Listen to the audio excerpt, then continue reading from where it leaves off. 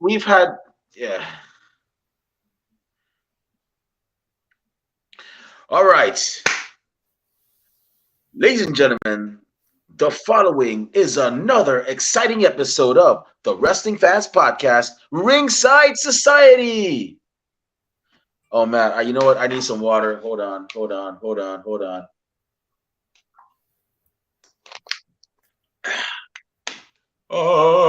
Okay, here we go.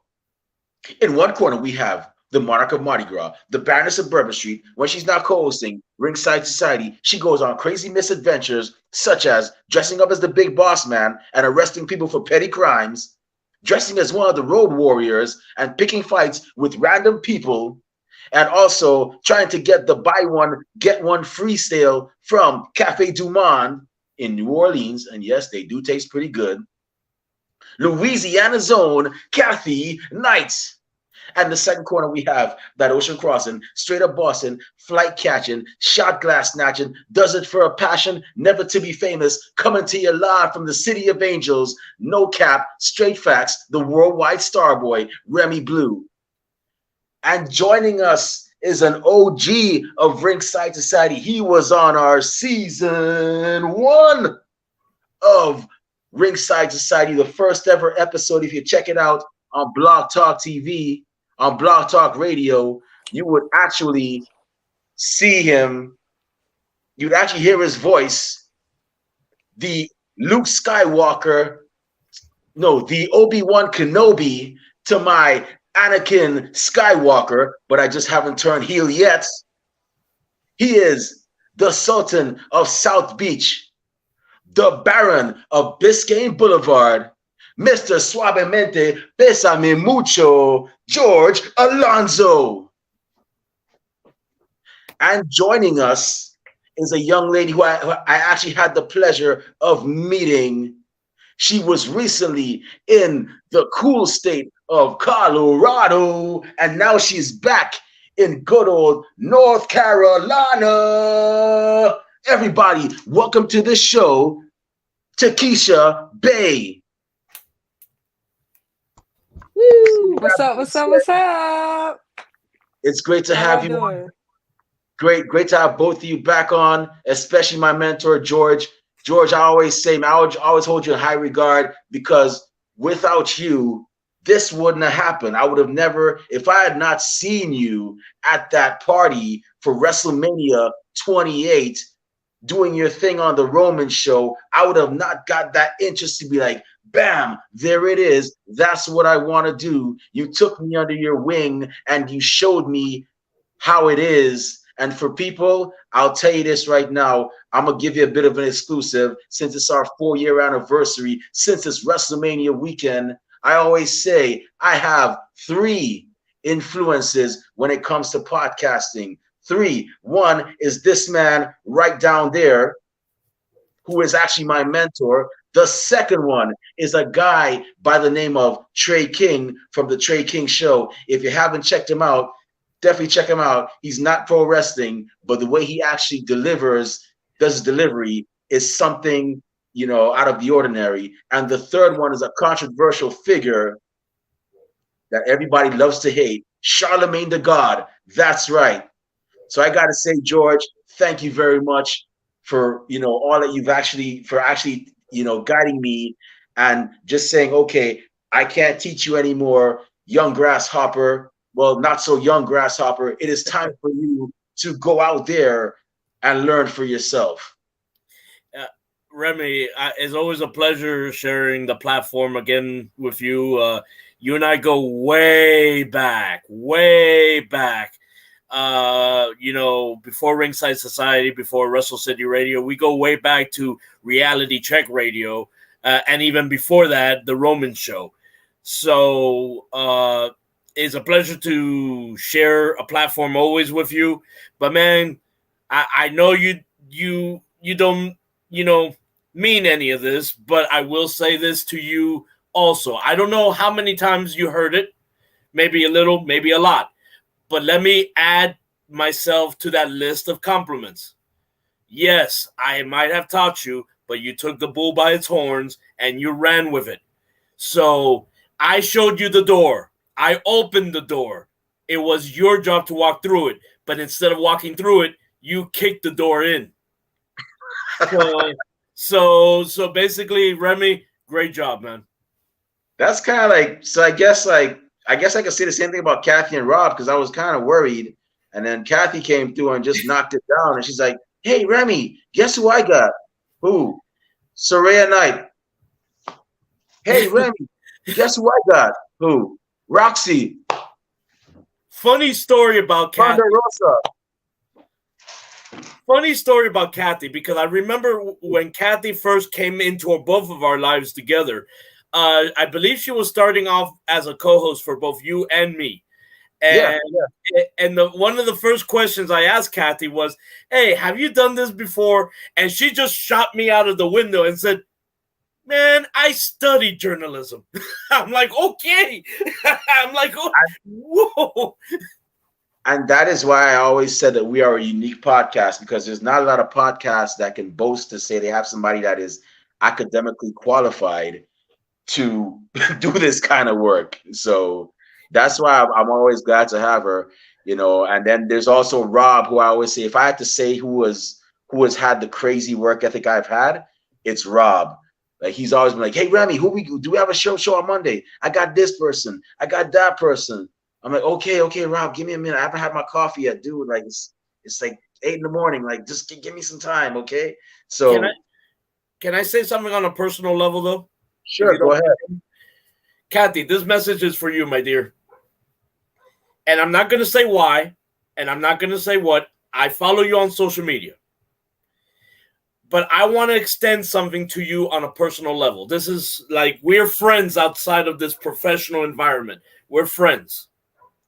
I'm going to tell you as a friend, as a person you worked with, but also from George to Kathy. Give yourself some credit where credit is due. Because you are one of the smartest, one of the most brilliant, one of the most passionate, one of the most awesome people in this wrestling community I have ever met in my entire 41 years of living. I'm not saying you're the only one, but you are one. And this wrestling community, and not just wrestling community, but this world needs people like you. Okay? I know sometimes I'm not going to spill what I'm talking about here, but I know you know what I am talking about. That I feel sometimes, you know, you don't give yourself the credit you deserve. I don't know why it is, or who's the one not giving the credit, but let me tell you something. And I'm sorry for cursing, Remy. I don't know if you could curse on the show. It's okay. Have at it. But fuck the people who are not giving you credit. Okay? Because I'm giving you credit. Okay, I think I'm pointing that way. Yeah. Remy's giving you credit. Takesha's giving you credit. Rob is giving you credit. Fuck the people who don't appreciate you. Love the people who do. And once you do that, then you'll know that you matter. And you matter to us. Well, thank you, George. You're going to make me cry. I've never cried on here. without you, I would not. I just told them that earlier today on Instagram, like, they're the ones that hold that are the strong. I'm the weak one. I always say we're like the Fugees. Like, Kathy's Lauryn Hill, Rob is Wyclef, and I'm Pras Michelle. Pras Michelle was never really much of a rapper. He was more of a behind the scenes guy. That's who I am. So Rob and Kathy are the ones that really hold it down. Me, I'm just the guy that says loud stuff and sounds like he's on too much caffeine. But yeah, they're the ones that definitely hold us up. So, you know, I'm definitely appreciative of y'all, and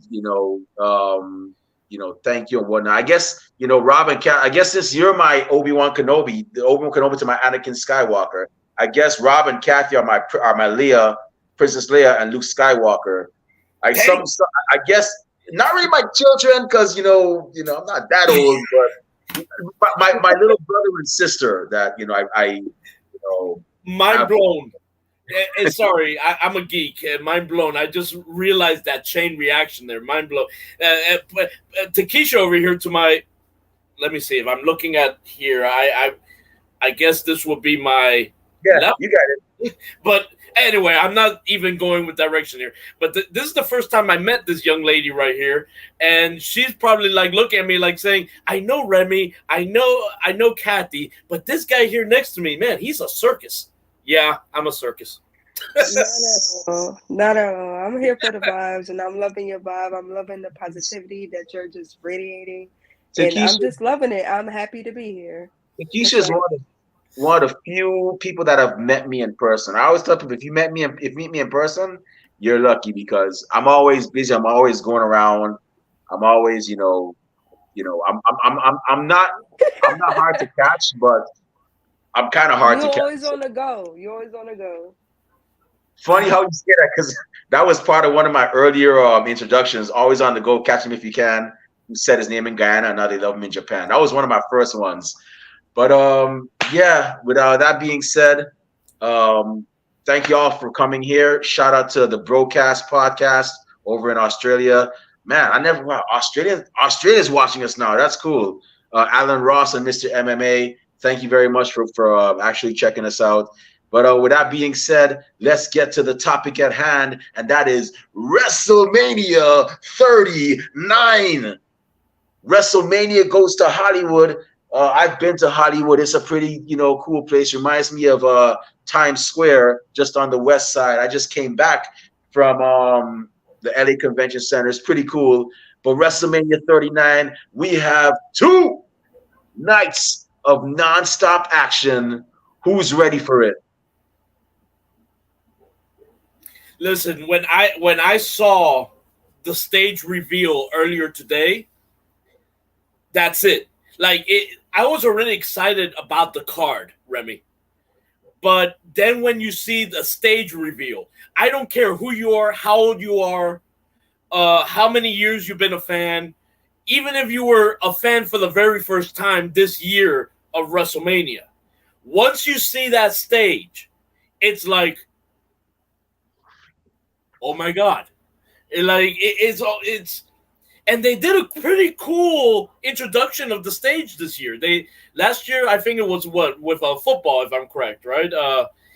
This year they did the exports with skaters coming down the ramp, and she literally skated over the top rope, and I was like, oh. Wow. The original Sin Cara wasn't able to do that properly sometimes. How did she do it for the first time? So it is. Remy, go ahead and laugh. You know you want to. I saw that grin. You're like, oh my God, he just bashed Sin Cara. Hey, am I lying? Hey, they're doing better than me. You don't want to see me try to jump over anything. Oh, geez, I'll be like a big mess. I'll be all over the place, and yeah, they both do better than me. So, yeah. But I haven't seen the stage reveal yet, but I know it's something that's going to be awesome, something that's going to be memorable, as with all WrestleManias. And I'm actually kind of jealous about people going. I'm not going, actually. I'm actually flying back to New York tomorrow. But I only came for the indie shows. That's what I really came for, and Wale Mania, which, in my opinion, was kind of cool. It was a little something. But yeah, I'm actually looking forward to WrestleMania though, and I'll definitely be my eyes will definitely be glued to the TV. So with that being said, we have 2 nights of like I said, 2 nights of action. A lot of great matches I'm looking forward to. And with that being said, how I'm gonna do it, I'm actually gonna go around the room and actually just ask each of y'all who you think is going to win and whatnot. And at the end of it all, I'll probably ask if y'all have any. I'll most likely ask if y'all have any final predictions as to what may happen during WrestleMania and so on. So with that being said, we're gonna do both nights. And for those of you that are watching and listening, by all means, feel free to leave your comments in the comment section below. By all means, go ahead. Feel free to leave your predictions. We're not going to make fun of your predictions. Trust me. Anything that happened, there will be. But with that being said, our first match we have is a singles match for the WWE United States Championship. Austin Theory, the defending champion, versus the Doctor of Thugonomics, hustle, loyalty, and respect it's himself, John Cena. Kathy Knight, who you got for this one? So this was one I put a question mark. I had to think about it. I ended up going with Theory to retain because John Cena, he's there for WrestleMania. I don't know how long he's gonna be there. So that's why I based it on Austin Theory. I guess Cena's gonna put Austin over.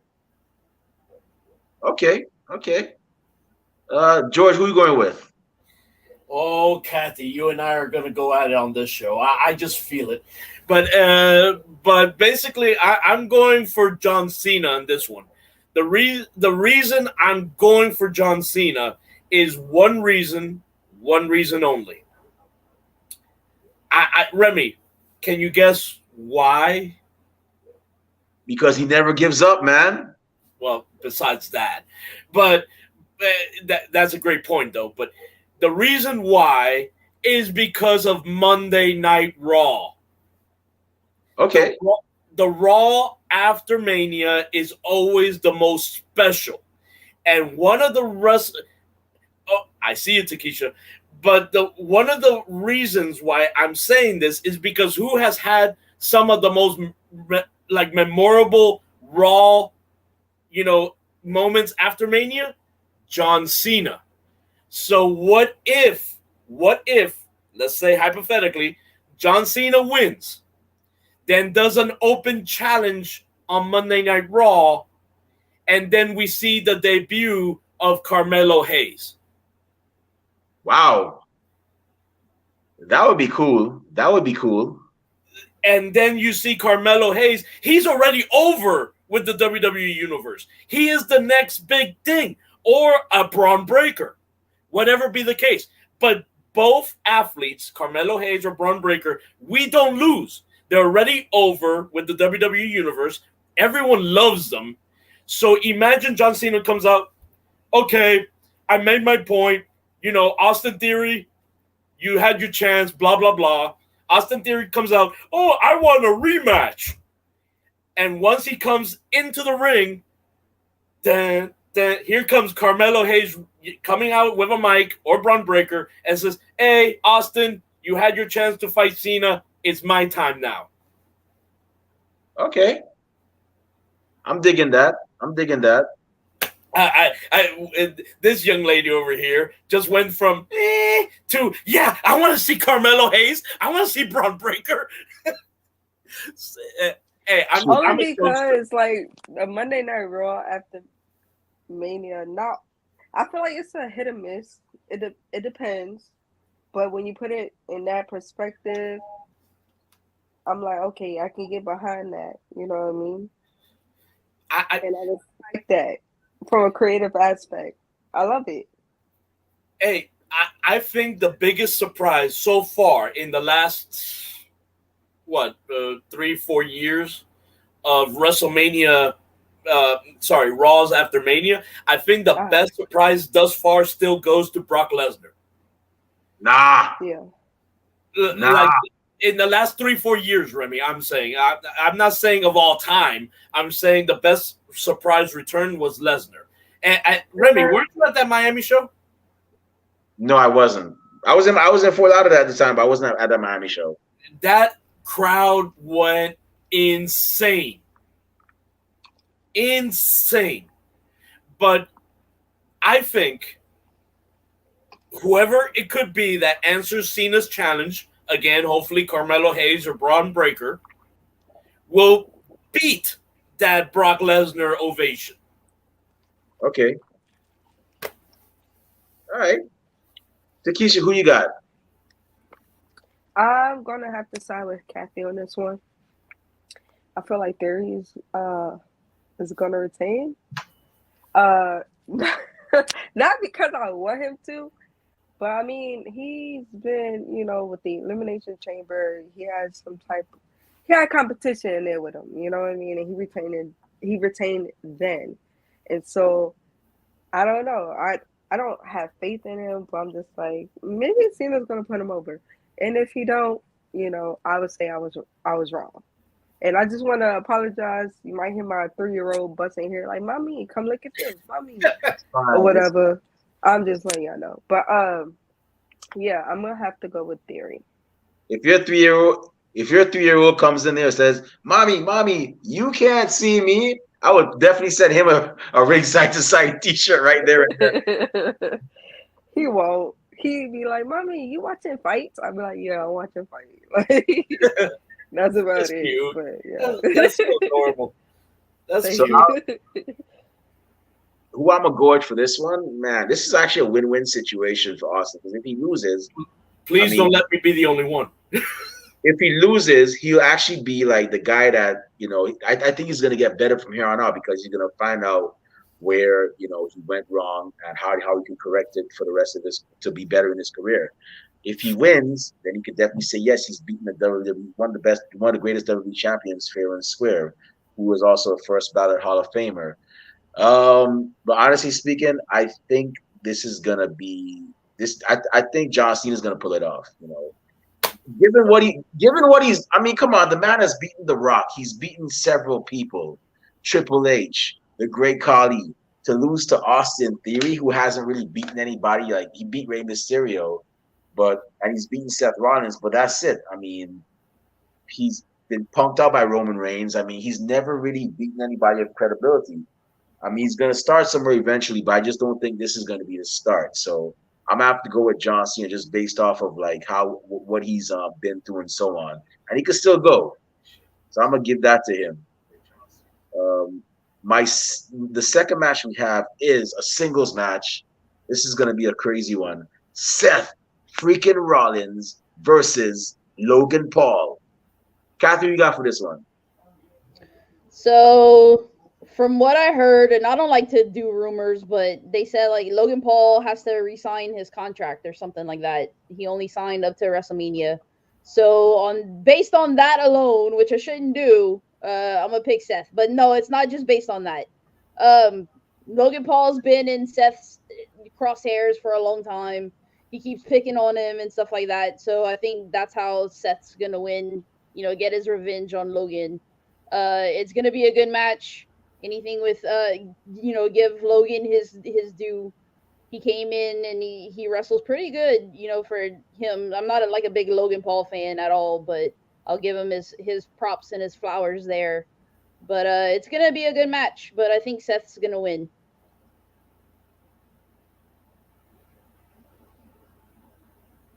You're muted, Remy.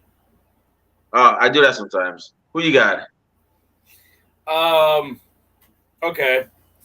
So both Logan Paul and Seth Rollins are proving to the wrestling world again that real life heat sometimes creates cash. Controversy basically brings in the ratings. Sadly, is the truth. Look at what happened to Matt Hardy and Edge. That was one of the best feuds of all time. It's minus the ex-girlfriend. This is what we're seeing now between Seth Rollins and Logan Paul. Both of them do not like each other. Period. But is that going to hold them back from being professionals? No. I think after the match we saw at Saudi Arabia with Logan Paul and Roman Reigns, and then you got a 5-star classic superstar in Seth Rollins, I think we are going to get a hell of a match between these two. And I think by the time we get a winner, we're going to be like, holy shit, let me get a towel. I'm sweating. Is it going to be the match of the nights? No. But it's going to be like, holy crap. Whew. So what I'm going to say is this. I feel like Logan Paul is going to sign his new contract. He's going to win this match, and he will go on with this feud because I agree with you, Kathy. I'm not the one to follow rumors. But they do say Matt Riddle will be returning at WrestleMania. Could this be why Seth Rollins loses? Think about it. Logan Paul, Matt Riddle. I find them as a great tag team, to be honest with you. Yeah, but you got to remember that what's going to happen when Randy comes back. That's the thing. Cody. That's all I'm going to say, Cody. I wouldn't. He might be right. Okay, wait. Before we even get to Randy Orton, let me put my prediction in for this match. I'm gonna have to go with Seth. Only because I feel like Logan Paul has been getting. Is your name George or Jorge? They call me George, but it's really Jorge. But I prefer George, to be honest. You prefer George? Yeah. Okay. I don't know. I was there at Rumble this year, and it was Logan Paul was like that in the ring. I don't know. It's just he been getting the best of Seth Rollins since Rumble. Probably before that. My memory is bad, so I can't think back to like last year.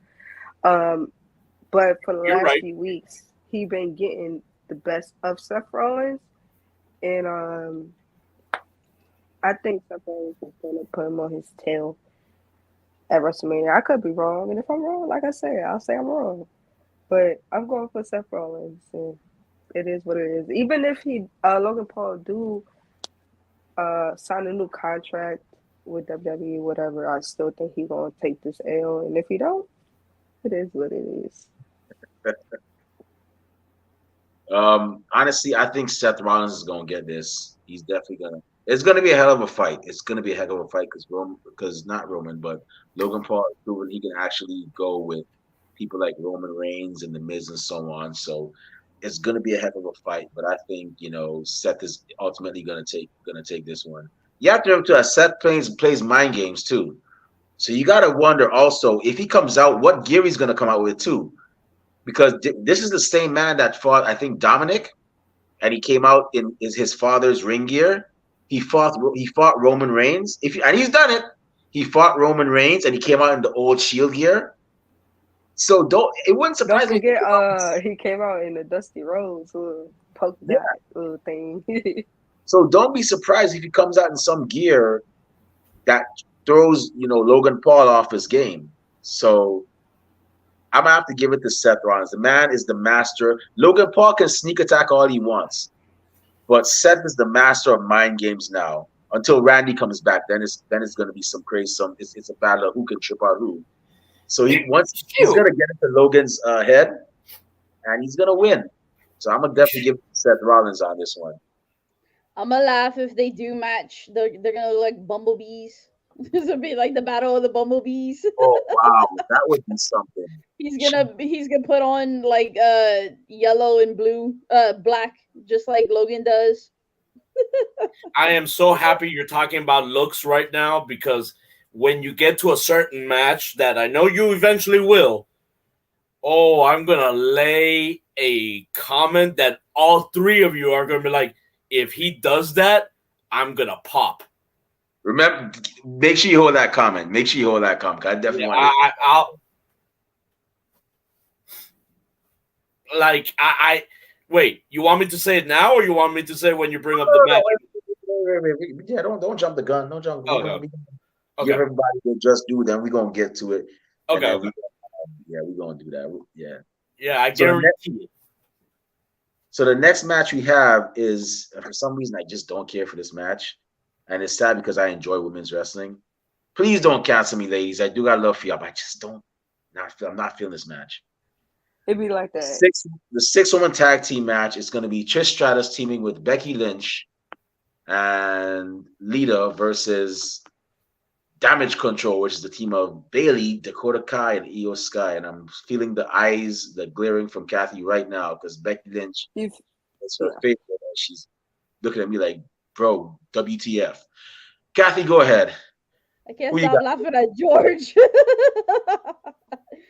So, I mean, this is pretty clear cut. Unless Trish turns on, Lita and Becky, it's going to be Trish, Lita, and Becky winning against Damage Control. That's the only thing I see. because it is 3-on-3.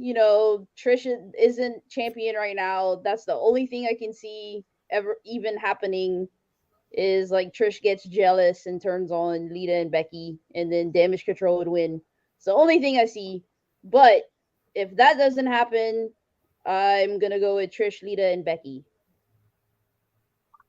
Okay, George, who you got? I'm speechless. But anyway, I just can't let that go, Remy.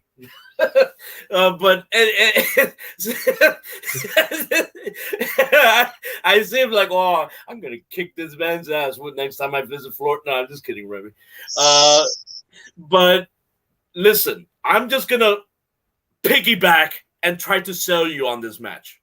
Okay, Trish Stratus, one of the greatest women's wrestlers ever to grace a WWE ring. Lita, one of the greatest high-flying, risking women in the business. Becky Lynch, one of the best technical female wrestlers. Bayley, one of the best heels. Dakota Kai, possibly one of the most underrated athletes in the WWE today. And Io Sky, aka Io Shirai, the best women's Japanese superstar. How can you say that this is good? To me, honestly, I don't think they gave it as much attention as it should. But I'm going to say this. When Trish Stratus gets in there with Io Shirai, or when Lita gets in there with a Dakota Kai, I'm going to be glued on that TV. To be honest with you, the fans are the winners of this match. Not this team or that team, is the fans, because we've been wanting to see Trish back in the ring. We've been wanting to see Lita back in the ring. We've been wanting to see Io Shirai have a good match. We've been wanting to see Dakota Kai, Bayley, so on and so forth. I think this is going to be a great matchup for the women's division. So I can't give a winner to this match. I think the fans are going to win. Plain and simple. Yeah. All I got to say is Lita. That was that was lit. I like that. God dang, you blew me away with that, George. That's I'm just proving how old I am. I'm ancient. I could be on a walking stick at this point. You ain't that old. However, you definitely put things in perspective for me, not to care who's gonna win, because it's gonna be a ride. You know what I mean? Mm-hmm. But I'm in this group chat on Instagram. I already did my predictions for night one, and I'm going to stick to my guns, and I'm going to say Becky and Lita is going to win. I'm sticking to my guns. The reason why I said I don't really care for this match is because there's not a lot of build up, and I'm kind of also upset that they put Becky with the tag team titles instead of Trish and Lita, because I was hoping for they're best friends. They've had legendary battles, and it would be great to see them. It would be great to see them actually win the tag team titles together. However, that could set up a heel turn. With Trish, turning on Becky Lynch and Lita. With that being said, I think I'm gonna go with Damage Control. I think they're gonna pull this one off.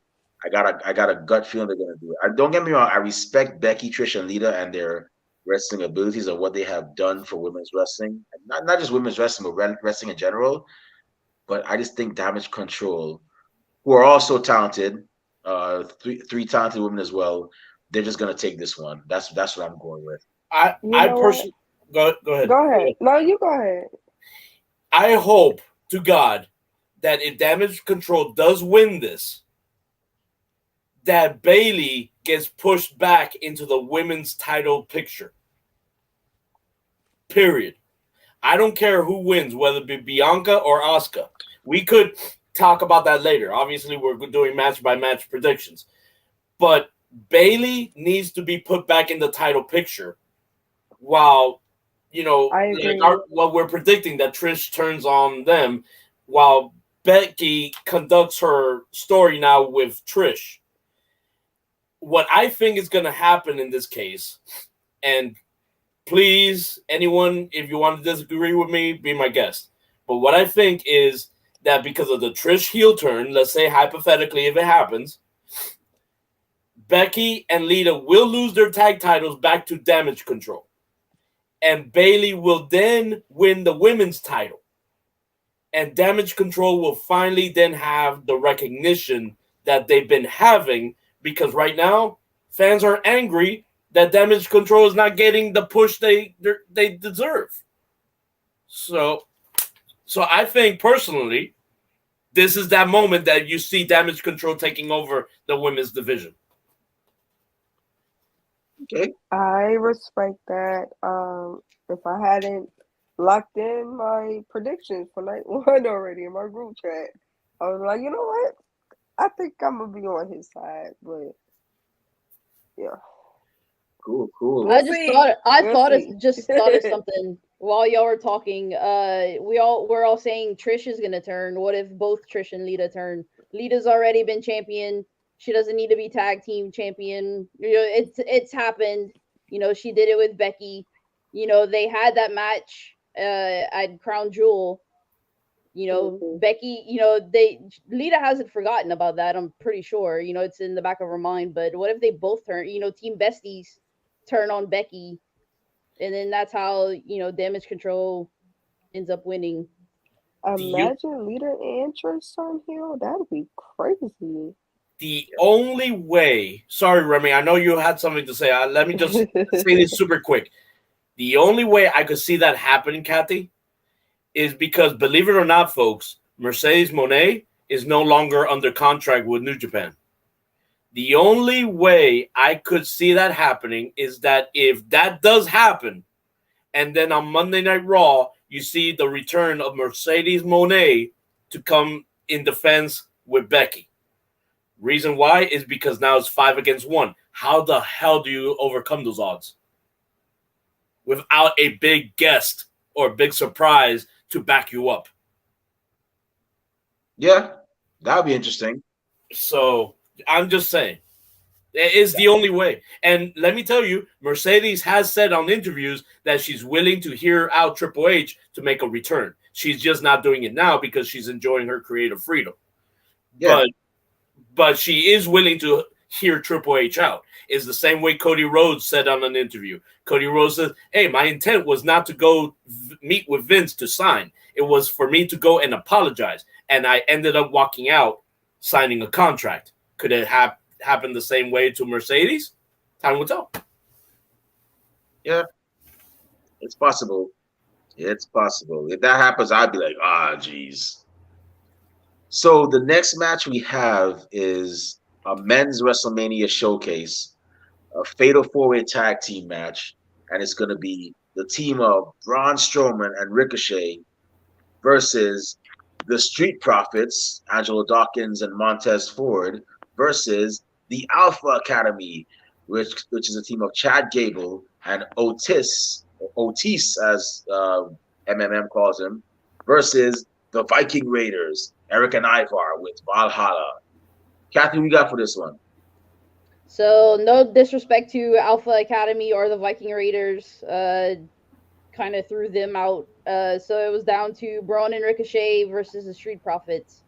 My heart wants the Street Profits to win. My head went with Braun and Ricochet because Braun and Ricochet have been on a tear.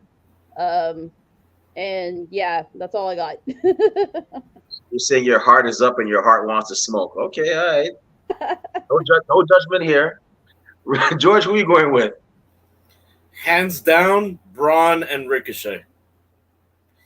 Okay. Reason what, and guys, yes, WrestleMania always needs the star power, but till this day, I still say I wish instead of Austin Theory versus John Cena, it would have been Austin Theory versus oh God, I forgot his name already. Montez Ford. Till this day, and no one's gonna change my mind. I wish Montez Ford had that spotlight. I really do. But besides the point, let's run down this tag team. Viking Raiders, sorry, not over. Otis and Chad Gable, we already know that something's going to happen there, that they're going to separate due to maximum male models. Street Profits, they possibly have the best. I would say they're runners up. But I think they're going with Braun and Ricochet as far as pushing them as the new tag team. If the only other way I could see the Street Profits win is if the Hurt Business does return. Okay. But we'll see. Takis, who are you going with?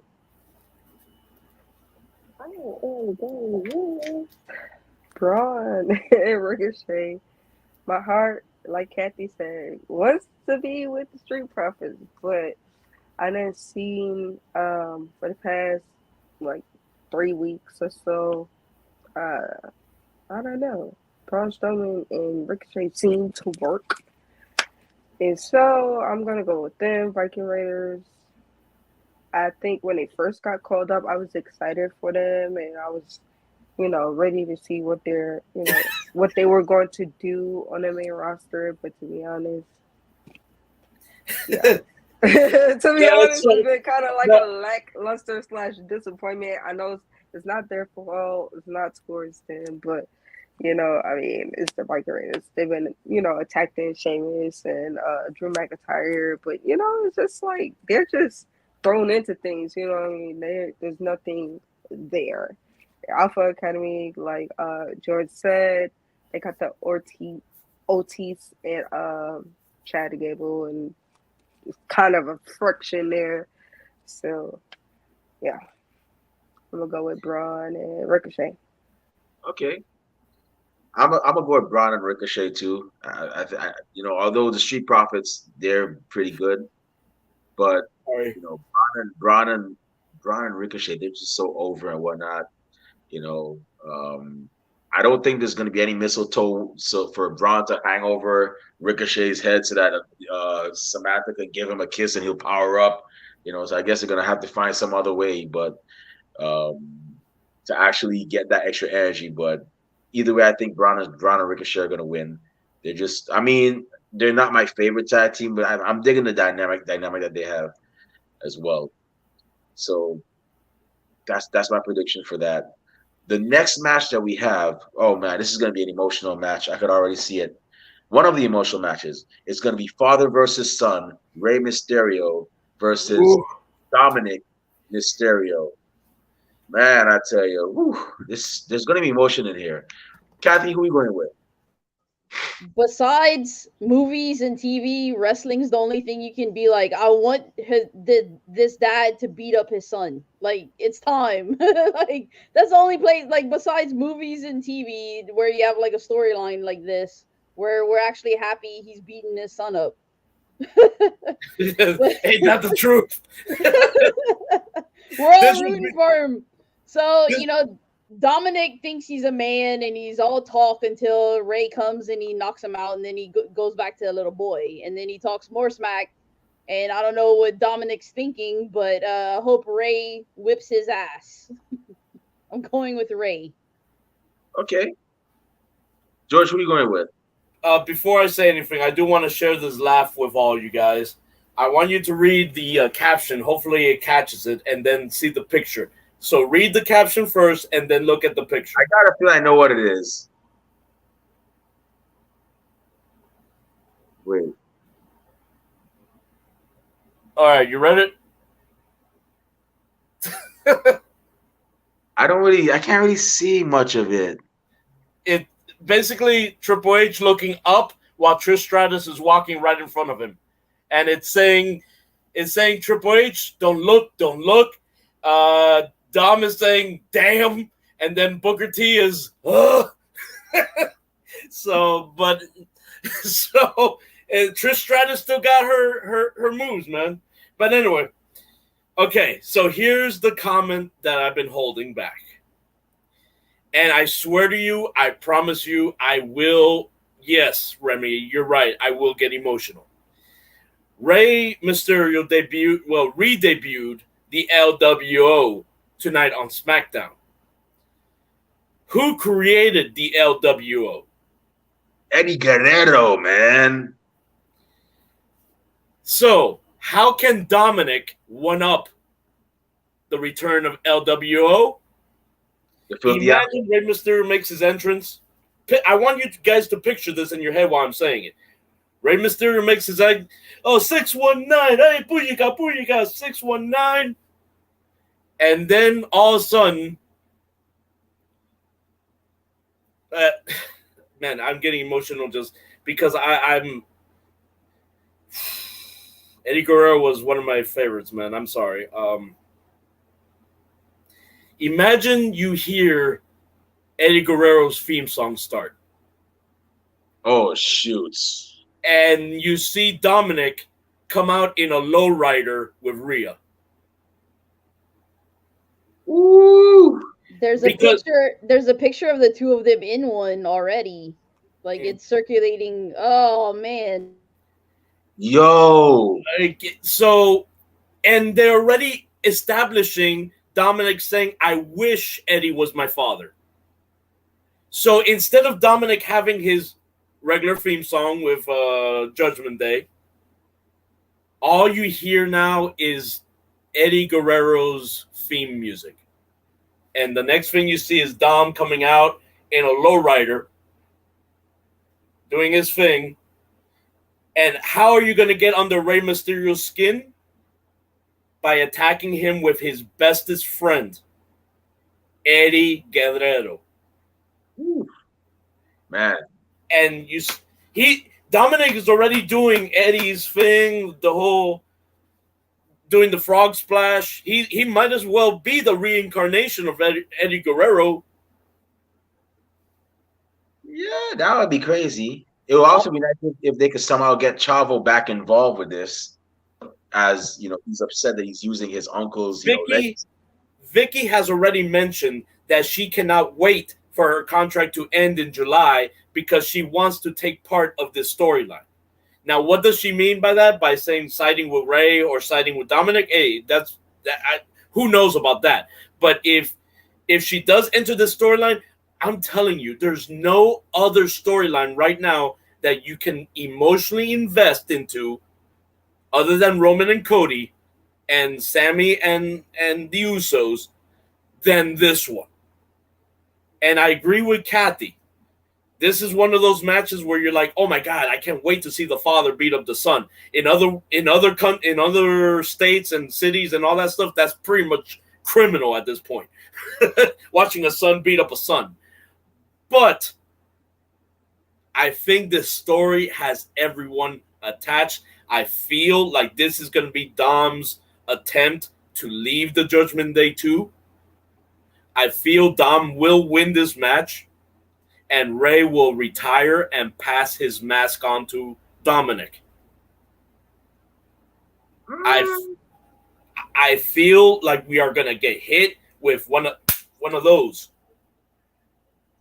And we have seen people break their heel and face kayfabe when it comes to some storylines. We have seen it in the past. I feel like this is going to be one of those cases because it's father and son. Ric Flair versus Shawn Michaels was one of those cases where Ric Flair started crying in the middle of the ring while being pinned instead of selling. I think we're going to see pure emotion in this match from not even the bell. I'm talking about from the entrance to the final bell. And I swear to you guys, if we see Dominic come out in a lowrider with Eddie Guerrero's theme music, I'm going to burst in tears. But my prediction is Dom. Okay. Takesha, who are you going with? Dominic. Wow, okay. Like Judgment Day has this momentum. They have a lot of potential as a unit. They done showed it. They done proved it. They proved it, but I feel like You know, there's more for them as a unit that's just ended right here. You know what I mean? I'm not gonna get deep into it, but I'm going with Dominic. Okay. Oh wait, that's a fist bump right there. Wait. Yeah. Okay. I'm going with Dominic. I mean, I want Ray to. I think Ray's going to give it what he got. Honestly, Dominic going to win. Maybe SummerSlam, Ray may get that win. You know what I mean? But I don't know. Who knows? This is just my prediction. And what I see, like I said, if I'm wrong, I would say I was wrong.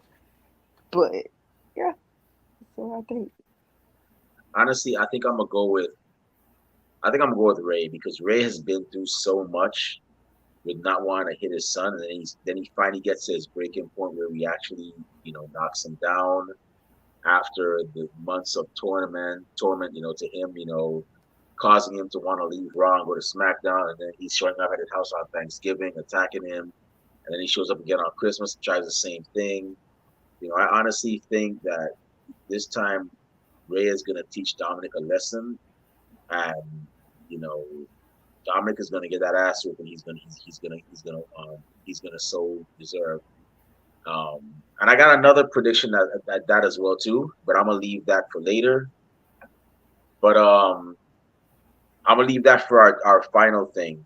So um, yeah, I'm just gonna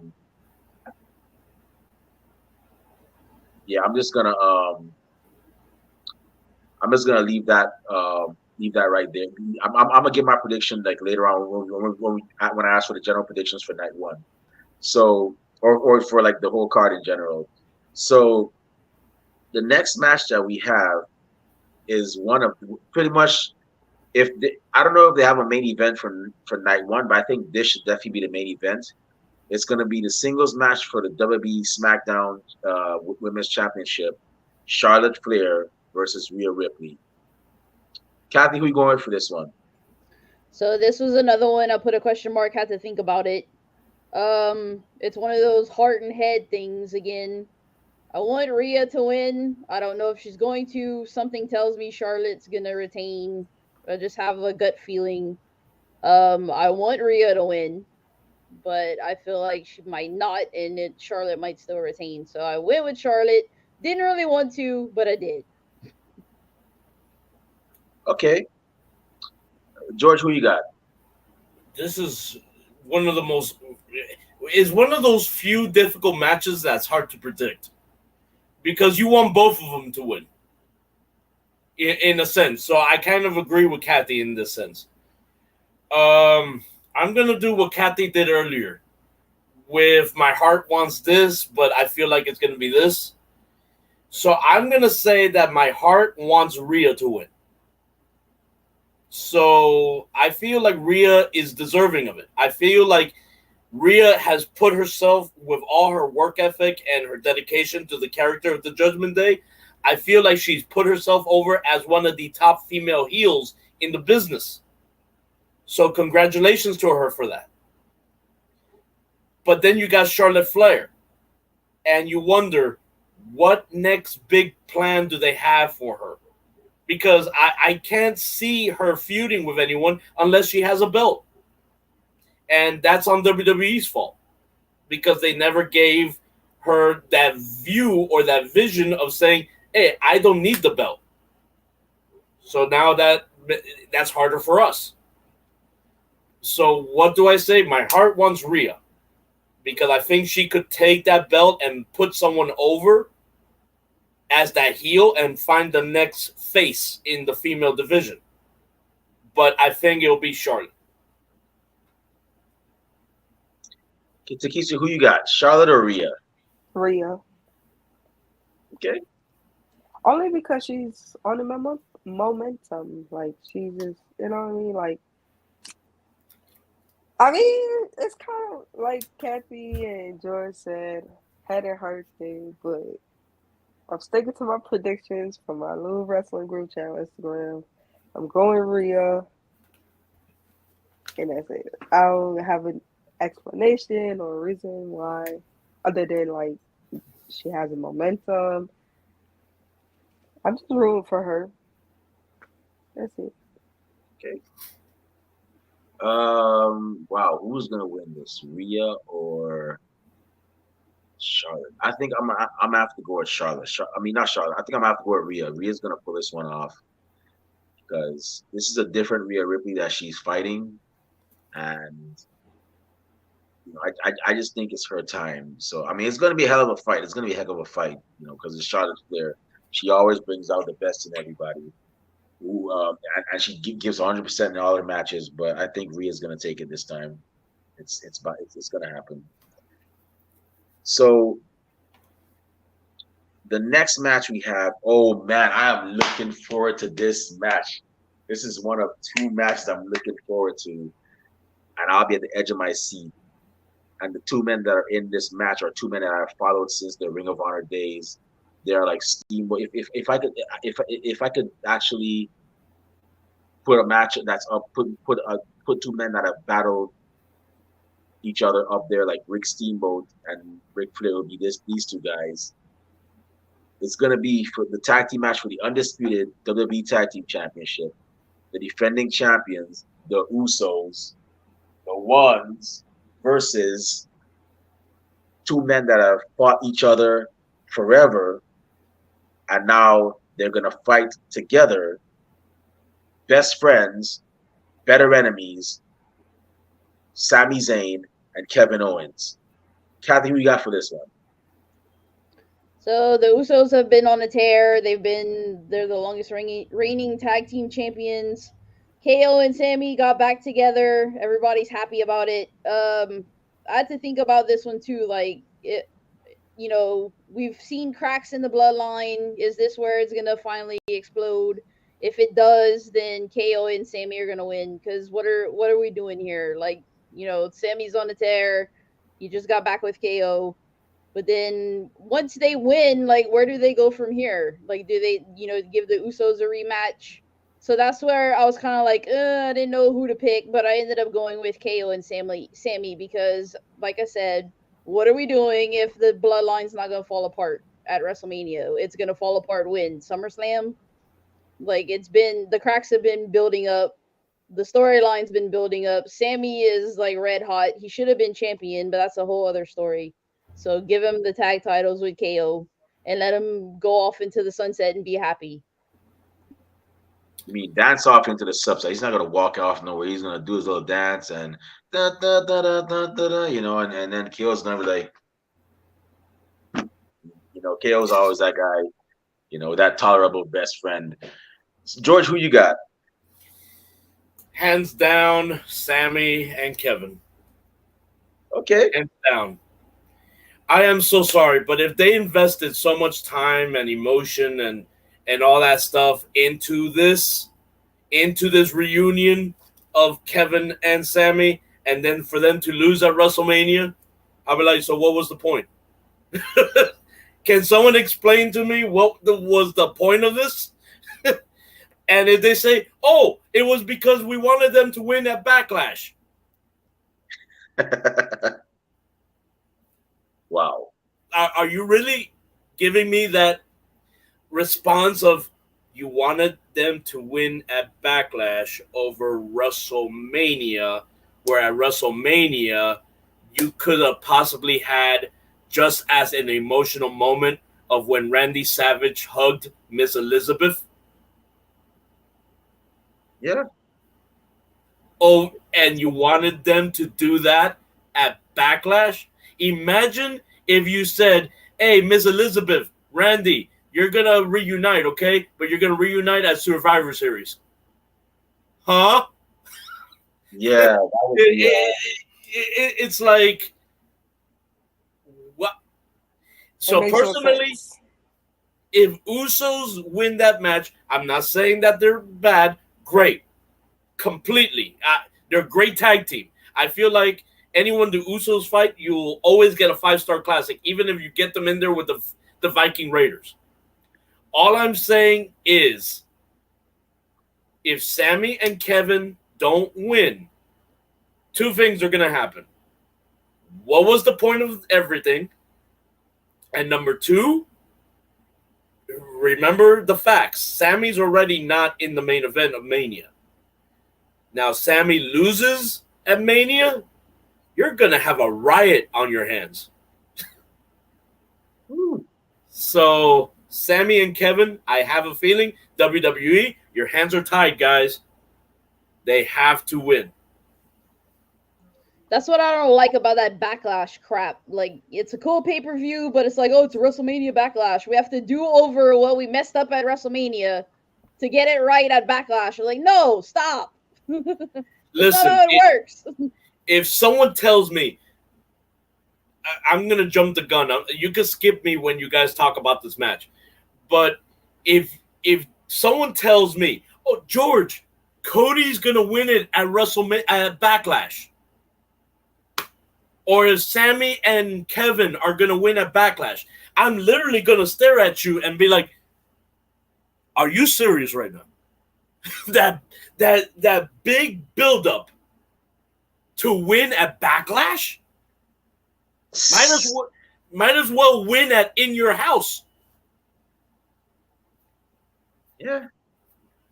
So I'm giving a fair warning to anyone watching Ringside Society right now. If these two guys lose, Kevin and Sammy or Cody, do not come to me and say, wait till Backlash, because I'm literally going to give you this. Are you fucking serious right now?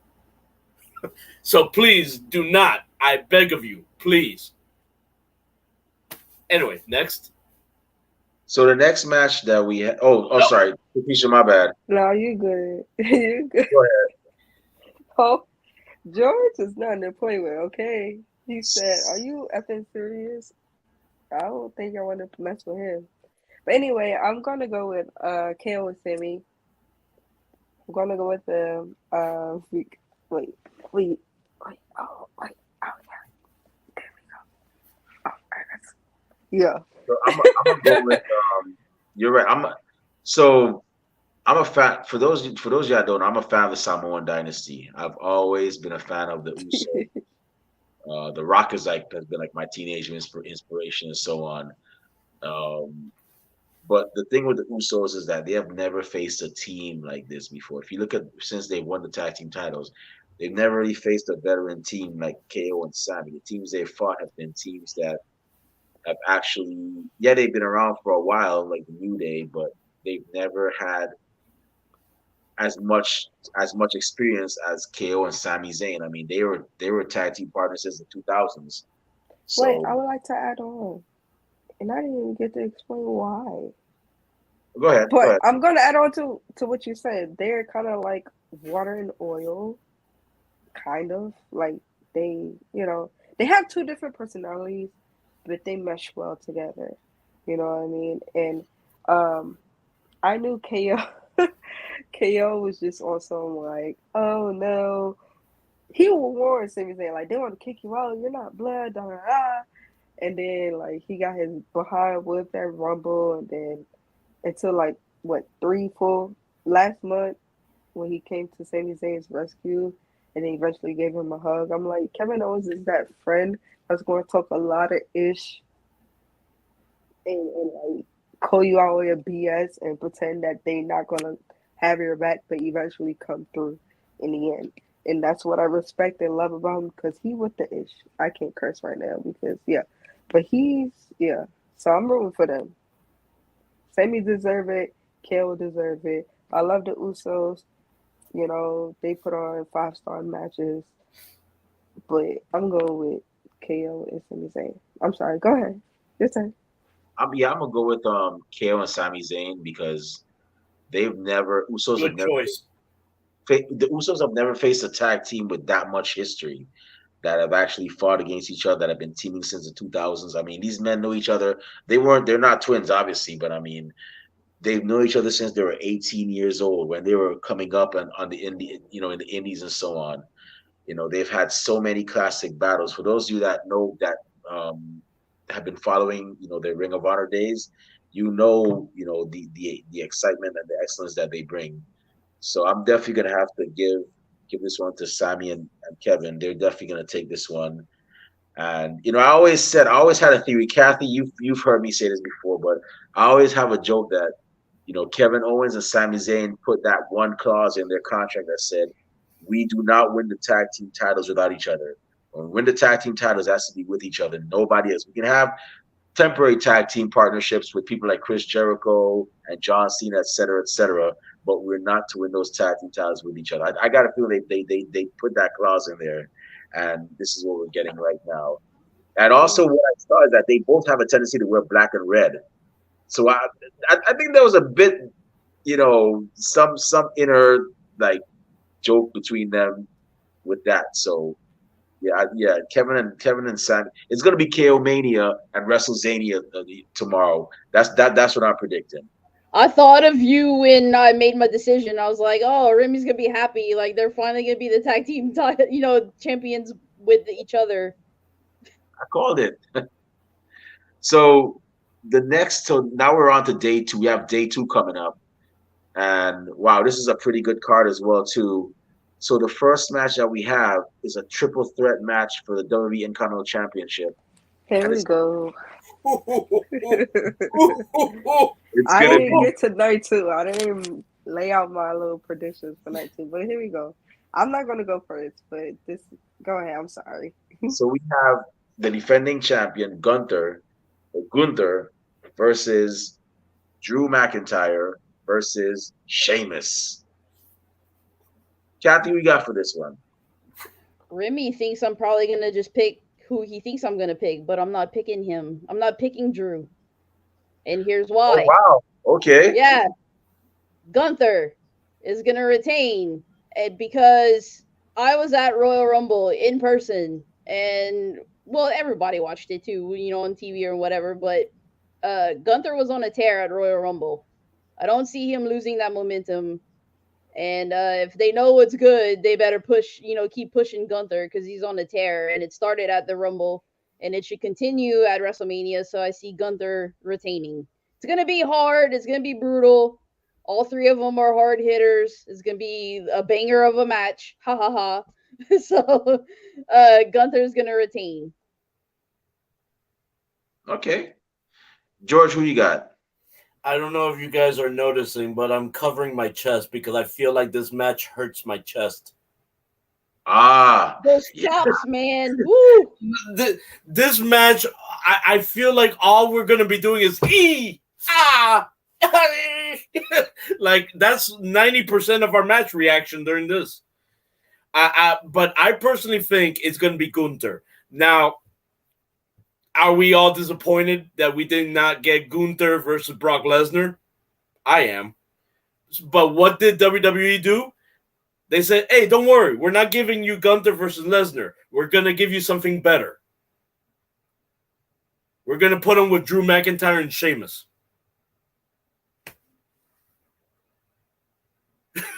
Like, are you trying to kill your fans with heart attacks? Like, that's how there's some Vince McMahon booking right there. I don't know. I could be wrong though. Like, do you see the fury that this match is gonna have? All 3 men, and Sheamus is as white as mayonnaise. You're gonna possibly see that poor man come backstage bleeding from the chest. Forget blade jobs. You're gonna see blood here, not here. He's gonna be red like his hair. Yeah, WWE banned blade jobs, like blood from the face. They never said anything about chest. Do not be surprised if all 3 men are bloodied up in the chest after this match. Gunther will be walking away, still the Intercontinental Champion. But if you ask me who's going to dethrone him, that's the great thing about Gunther's title reign. Who knows? Yeah. Takesha, who you got? I'm over here stressed out. As I said, I haven't thought about night 2 yet. Okay. Hold on, let me get in my fetal position.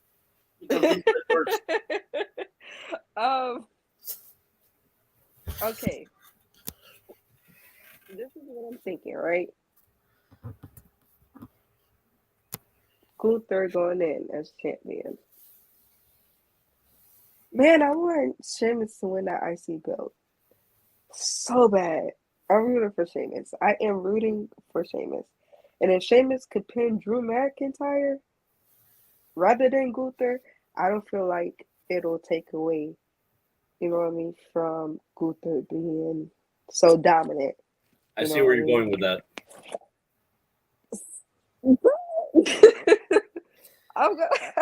I'm gonna go with Gunther. I hope not. But if I have to choose a runner-up, I'm gonna say Sheamus. I'm rooting for Sheamus. So Gunther is my choice. Okay. Really, Sheamus? We're gonna go for Gunther. That's it. I got a feeling Gunther's he's gonna retain. It's gonna be a hard hitting match, but he's gonna retain. If he doesn't, I would expect him to actually be the first person to challenge Cody Rhodes if he wins that title from Roman, because Gunther was on a tear at that Royal Rumble, and after seeing what he did, he definitely deserves to at least get a title. So even if he doesn't win, he definitely deserves to be one of those challengers for that title. Matter of fact, forget all that. Even if Roman does win, he deserves to face whoever has that title, because he's definitely, been showing us that he can definitely hang with the main roster. I agree. I'm not gonna get too deep into this, but you know how Randy Orton has landed in LA and people are like, oh, where he should, interfere and RKO Cody. I'm just like, no. But we're not gonna get too deep into that. Maybe at the end, but go ahead. I'm sorry. Okay. So the next match we have is a Hell in a Cell match. Woo-hoo. Yeah, I'm gonna watch this one closely too. Hell in a Cell match. We have the Rated R Superstar, the Ultimate Opportunist, and just a heads up, the Rated R Superstar is actually one of my other alter ego. He actually inspired one of my other alter egos, Rated R Remy, who we haven't seen yet, but he tends to come out every now and then, and he's not really afraid of saying certain things to people. So yeah, hopefully we never have to see him. But just note he is not a nice person. So yeah. But we have the Rated R Superstar, the Ultimate Opportunist Edge versus the Demon Finn Balor. This is going to be interesting. Kathy, go ahead. Who you got for this one? So I think it's the perfect ending to this Judgment Day, battle of the leaders. Probably gonna be like, oh, she picked Finn. I actually didn't. I picked Edge. It would be like a perfect bow on there, to close it. I am happy Finn's the demon again, because he needed a redemption from that whole, like, whatever tripped over the rope debacle that was. Even So you don't want the demon to, the last thing. Oh, that was the demon. That's why we picture him falling over, tripping over the top rope or whatever happened there on SmackDown that one time. So bringing him back, kind of getting a redemption there. It's gonna be cool to see the demon again, and it's Hell in a Cell. I think Edge is gonna go back to the brood ways. I saw a little. I don't, like I said, I don't trust rumors and everything, but they did say we're hiding Gangrel somewhere in Los Angeles, so that might be a cool WrestleMania moment there for Edge. But yeah, pick Edge to win. Okay. George, who you got for this one? Again, I'm going to piggyback off of something Kathy said earlier. I hate kind of like bouncing off rumors, but I will say a hypothetical.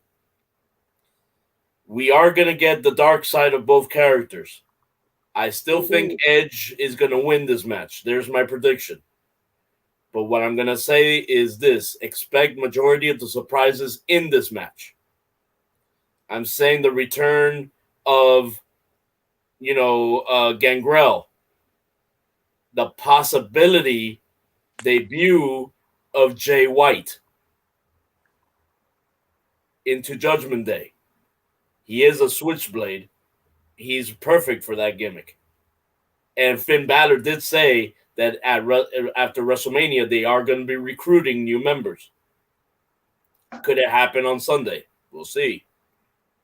But also another rumor is that Christian has been given the green light from Tony Khan to make an appearance at WrestleMania. If you said no to make an appearance at WrestleMania, sorry, but get the hell out of the business now. Because all eyes are on this pay-per-view. Whether you're an AEW fan, a WWE fan, an Impact fan, or ROH fan, or all fans altogether. All wrestling eyes are on WrestleMania. And if you compete against WrestleMania, you're a dumbass. Yeah. So if you wanted to broaden your business, you greenlight one of your wrestlers to get on there. And Christian is AEW. Let's admit that. Greenlight his ass so he could go promote AEW for you while every single wrestling fan is watching one event, and that is WrestleMania. Mm-hmm. So I think majority of the surprises will be happening in this match as far as all the cameos and stuff. But yeah, Edge will be winning this match. Okay. Takesha, who you going with? Man, I wish I was in LA right now. But I think at first I'm going with Edge. Like I said, I didn't really have the time to think about my predictions for night 2, so I'm going out on a whim. If you say, but yeah, I'm gonna go with Edge. But I'm really excited to see how things unfold for the match. George gave me different perspectives, and I did see that Tony Khan did give Christian the green light. It's a rumor. So yeah, I'm just excited to watch the match. I wish I was there. Did you guys see the shirt? That's what I was gonna say. That shirt's fire. The shirt? That shirt's fire. Oh, It's like my so goodness. people that didn't see it, it's Demon Finn, but he's purple because it's Judgment Day colors. Versus Edge. Edge looks like a devil. It's in red, and it's only you can only get it at the superstore. Can't get it anywhere else. You need to put it on the line. I can wear that fit as like a fall outfit when it starts to get a little breezy, but it's still nice out. And yeah. Anyway, I'm going with Edge. Honestly, if it's the Demon, we all know the Demon is a hard person to beat. Although I don't like how his last match went, where I guess the camera person cut the rope or whatever, and he tripped and whatnot. I think Roman should have beat him cleanly. The Demon is cool, but I think he's gonna take a second consecutive loss from Edge because Edge is definitely going back to his roots, going back to how he was back in '98. Now we know that Edge was a completely different Edge. That Edge was a tortured soul, so he doesn't really have that. That's pretty much just looking for a fight, and that Edge is like a dangerous Edge. So I'm gonna have to give this one to Edge. I'm gonna have to give this to him for the win. If the Brood does make an appearance, that's gonna be crazy. That's definitely gonna be crazy, and a lot of people that grew up during that era are definitely gonna be like just some might even be in tears because I was a teenager when that time when they debuted and so on. So it's definitely gonna be awesome. And like I said, it's just a rumor. If we see all three members of the Brood appearing, maybe we might even see a bloodbath. Who knows? Or maybe a black bath, an ink bath, because they don't do blood now. It's PG, so we might see an ink bath. Who knows? Oh, if it's Edge's turn to come out and I hear that doom doom, Doom doom. I'm like, oh, he's coming out to the Brood. Yes, I will pop huge. That'll definitely be awesome to see. So the next match we have is the women's WrestleMania Showcase Fatal 4-Way match, Fatal 4-Way Tag Team match. It's going to be the team of Liv Morgan and Raquel Rodriguez, who I happened to meet last night, surprisingly. She is very tall. Versus Natalya and Shotzi versus Ronda Rousey and Shayna Baszler versus Chelsea Green and Sonya Deville. Kathy, you got for this one? Well, if we have to go about everybody we've met, I've met everybody but Raquel and Ronda and Shayna Baszler in this match.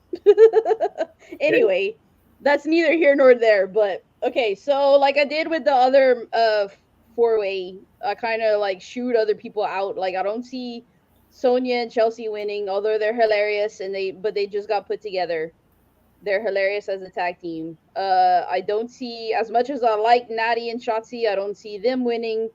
So it's down to Liv and Raquel and Ronda and Shayna.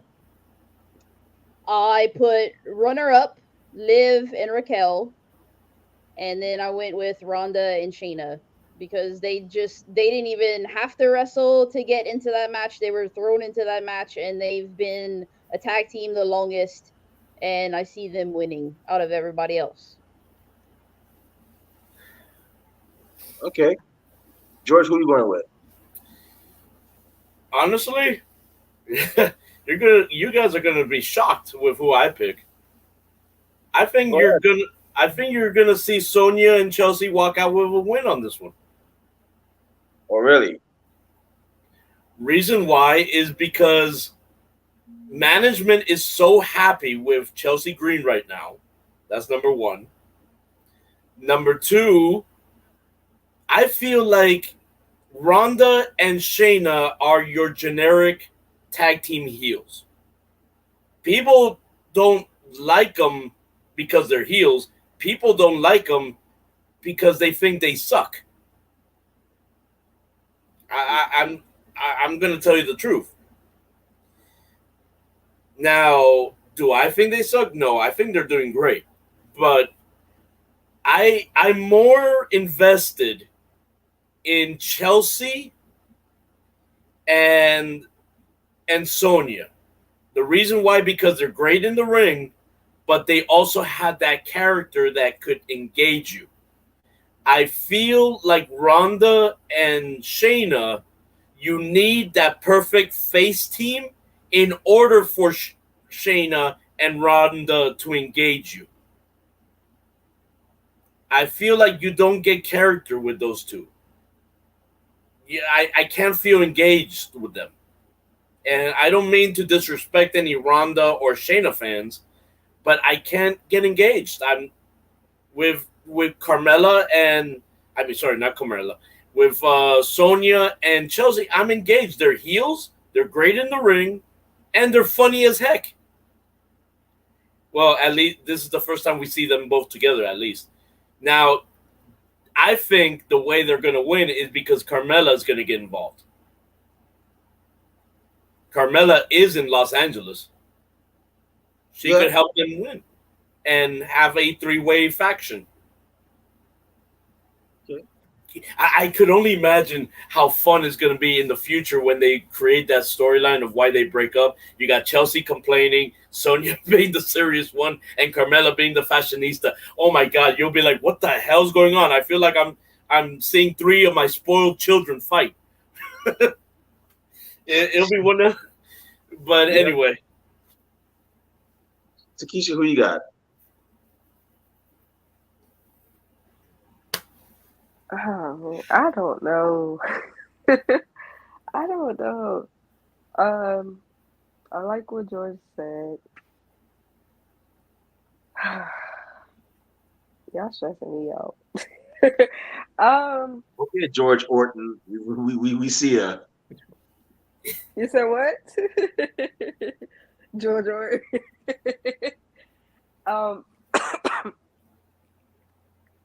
No coughing in my classroom. I'm sorry. I'm just getting over a cold this week. You know what? Stand in the corner.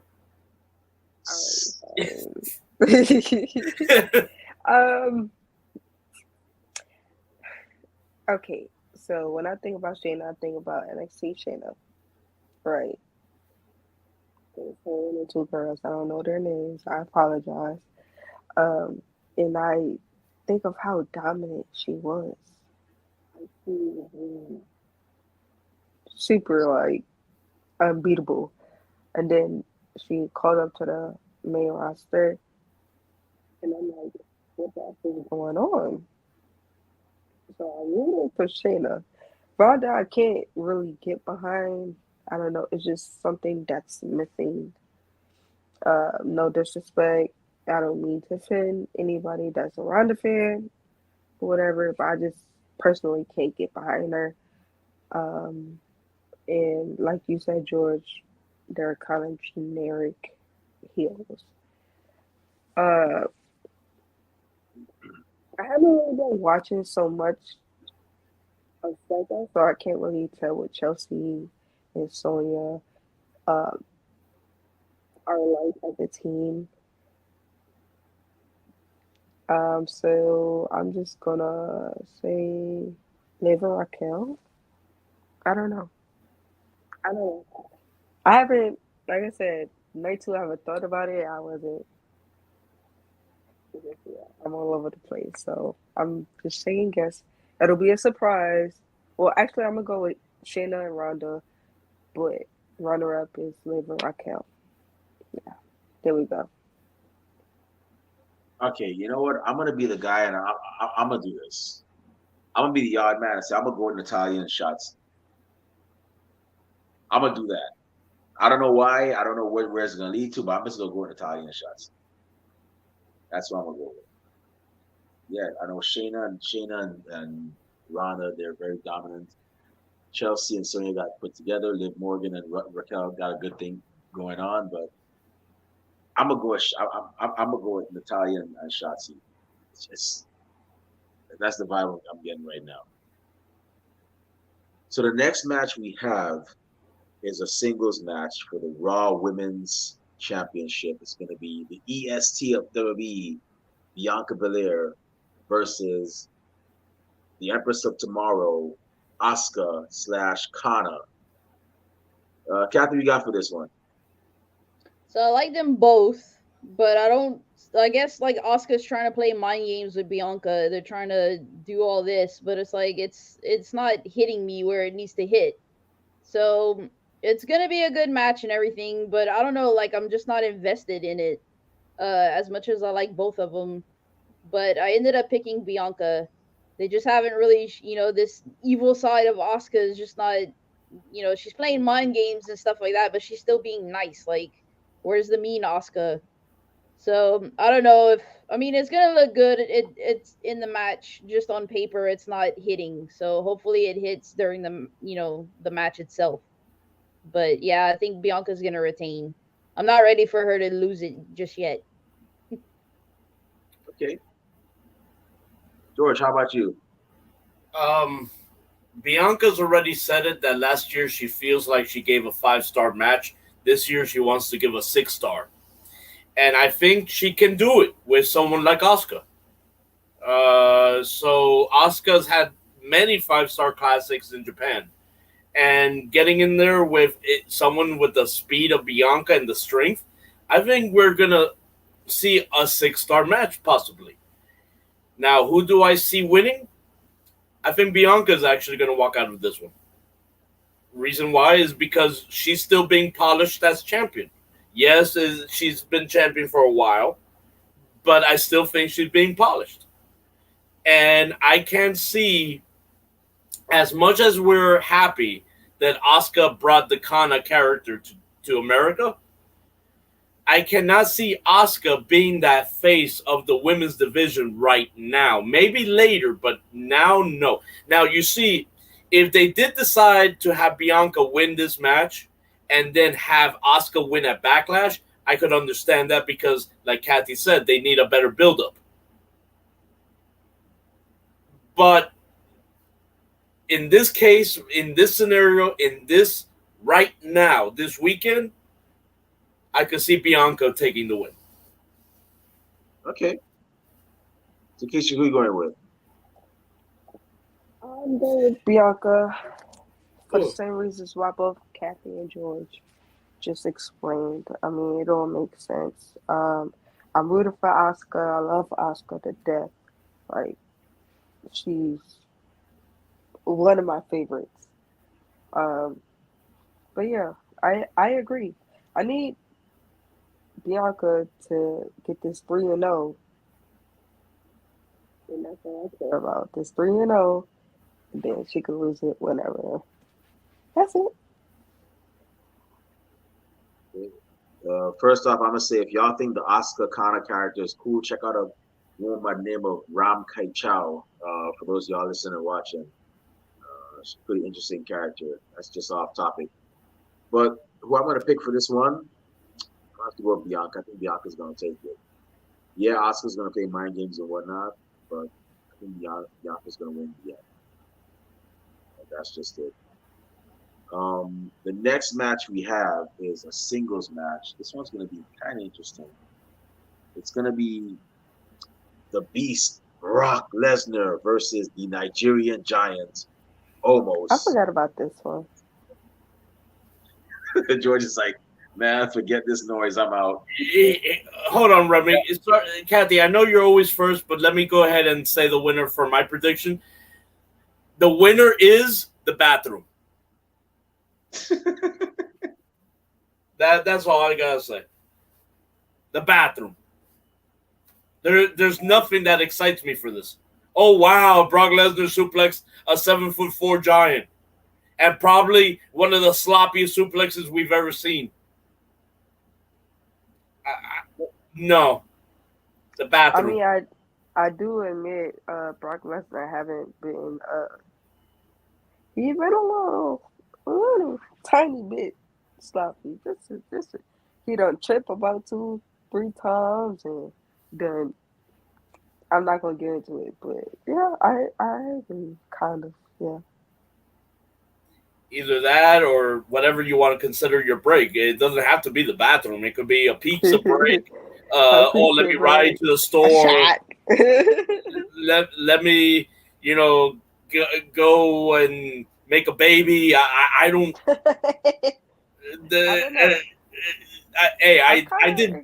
I did PG-13 comment there, Kathy. Don't be giving me no eye roll.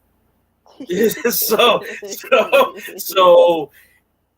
I don't care what you consider it, but whatever it is, that's the winner.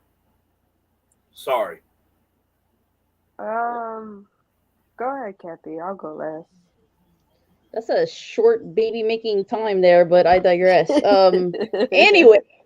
Hey, some people get excited too quick. I'm sorry. Yeah, it happens. But you never heard that song, 1 Minute Man? Come on. Yeah, I've heard it, and I don't want no 1 Minute Man. But anyway. I saw Takisha over here dancing. She's like,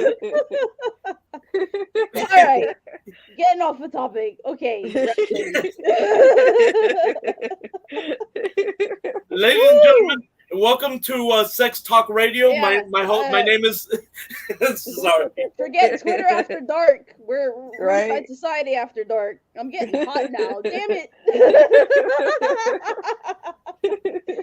So, like George said, a lot of people think this is going to be bathroom breaks and stuff like that, but I'm actually kind of a little bit interested in this match, and here's why. Like, when have you seen Brock being thrown around like a rag doll? That's never, true. right? Or never. Close to never. Omos is doing that. Like, he makes Brock look like he's a normal wrestler instead of the Beast, Brock Lesnar. Like, that's the one interest, like the little teeny tiny bit of interest that I have in this match. Mm-hmm. Like, Omos is throwing him around like he's just a regular wrestler. Like, that's crazy. You've never seen that before. That being said, Brock took the easy way out against Bobby. And I don't see, like, he's a part-timer, like, he's always, special attraction, stuff like that. I don't see Brock losing again. And that's why I'm picking Brock to win this one. I'm still to this day, because I see Takesha, she's a little busy right now. To this, if you're disappointed that Bobby has not had an announced match, um, at WrestleMania, raise your hand. I mean, he did win the Andre the Giant Battle Royal this past Sunday. I guess that's his little WrestleMania moment there, sort of. I'm here, y'all. I listen. I'm just trying to find something. I wish to this day that Bobby would have been announced. I know what's going to happen. More than likely, is what's going to happen is Bobby's going to come out, cut a heel promo. More than likely, we're going to see Steve Austin come out, confront him, and we've been hearing these rumors of how Steve Austin wants to put over LA Knight and how Steve Austin will be facing LA Knight. I think Steve Austin, instead of facing LA Knight, Steve Austin's going to say LA Knight is the next what with his yeah. And he's going to introduce LA Knight to come face Bobby Lashley. And if you haven't noticed, LA Knight has been on a losing streak. So I feel like Bobby Lashley was going to lose to Bray Wyatt nonetheless because, you know, the typical Bray Wyatt push. So why not put over LA Knight? Yeah. True. So, Takesha, who you got? Sorry, I was in there looking for me something to snack on. Yeah. Yeah. Let me talk to you. I'm gonna go with Omos. I think Brock is gonna put Omos over only because, you know, it's Brock Lesnar and he more or less have a say on who he wants to, you know, have a storyline with or whatever, or put over or have a match with or whatever the case may be. So I'm going almost off the strength of that. Okay. I can be wrong, but we'll see. Okay. Honestly, I think Brock Lesnar's gonna win this one. He's somehow gonna get Omos into that F5. It's probably gonna look sloppy though. I think it's gonna look sloppy. But don't forget, you know, MVP will more than likely be there, so he might eat that, and then Omos might, you know what I mean? Yeah, I think he may interfere to it. And, I don't know. I'm sorry. Go ahead. I think Brock might get this one though. Mm-hmm. I think he's gonna get it. But yeah, that's what I'm going for that one. But that F5, I wonder how he's gonna pull out how F5 is gonna look because Omos is hella tall and Brock, yeah, he still has the strength, but do you remember seeing that commercial where Brock Lesnar is F5ing a shark? Yeah. And you remember how stiff the shark was? Yeah. That's what it's gonna look like. It's gonna look like Brock Lesnar is F5ing a tree trunk. That basically, except more than likely Omos is gonna knee Brock Lesnar on the way down just because of how tall he is. And we might see Brock Lesnar get knocked out because of that by accident. You never know. But anyway. Yeah. I'm going to be making a baby that day. That's all I'm going to say. I'm sorry. I'm going to continue with that joke with what Kathy said. Oh, my God. That's the quickest baby making segment. I am never going to let that joke go, Kathy. Ever. And I love you for that. But that joke is forever. That's the quickest baby making method. Anyway, Remy, continue. I'm sorry. Yeah, that's it. Kathy, she burns, she messes up people's dinners. Jeez. So the last match we have, the main event, the one that's going to have everybody on the edge of their seat. It's going to be a singles match for the undisputed WWE Universal Championship. It's going to be the tribal chief, the head of the table, Roman Reigns, versus the undesirable, what else he was saying? Uncrowned. I get, hold on. Let me see what this. Hold on. Give me a second. Give me a second. What was it again? Undesirable. Undeniable. Oh, he bought the shirt. Uncrowned. Grandson of a plumber, the American Nightmare, Cody Rhodes. Kathy, who you got? Just to say what you said before, that burnt dinner was longer than that match, the baby making match between Brock and Omos. There it comes. Let's plug the baby making moment. All now, right. you see, this is a match that you can make a baby. Oh, Lord. All right. So, like I said, with Usos and KO and Sammy, what are we doing here if Cody doesn't win? Like, what are we doing? They plug, do we get to 1,000 days as for Roman for his title, or does Cody finish the story? So I like what Michael Cole said too, when they were plugging on SmackDown. Well, it's not tonight anymore. Well, yeah, it is. It's my time. It still is. But anyway, he said, will the American Nightmare be the American Dream, like achieve his American dream? And I thought that was pretty cool.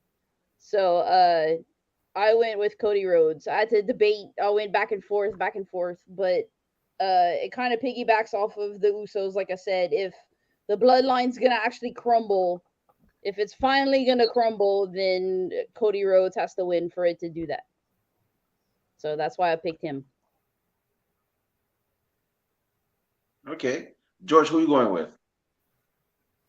Remember earlier when I said about Kevin and Sammy, if they don't win, and you tell me, oh, the purpose was to win at Backlash, what was my reaction? Are you fucking kidding me? Like, right now, the apparently, the rumored main event for Backlash. Oh, Takesha, I want some.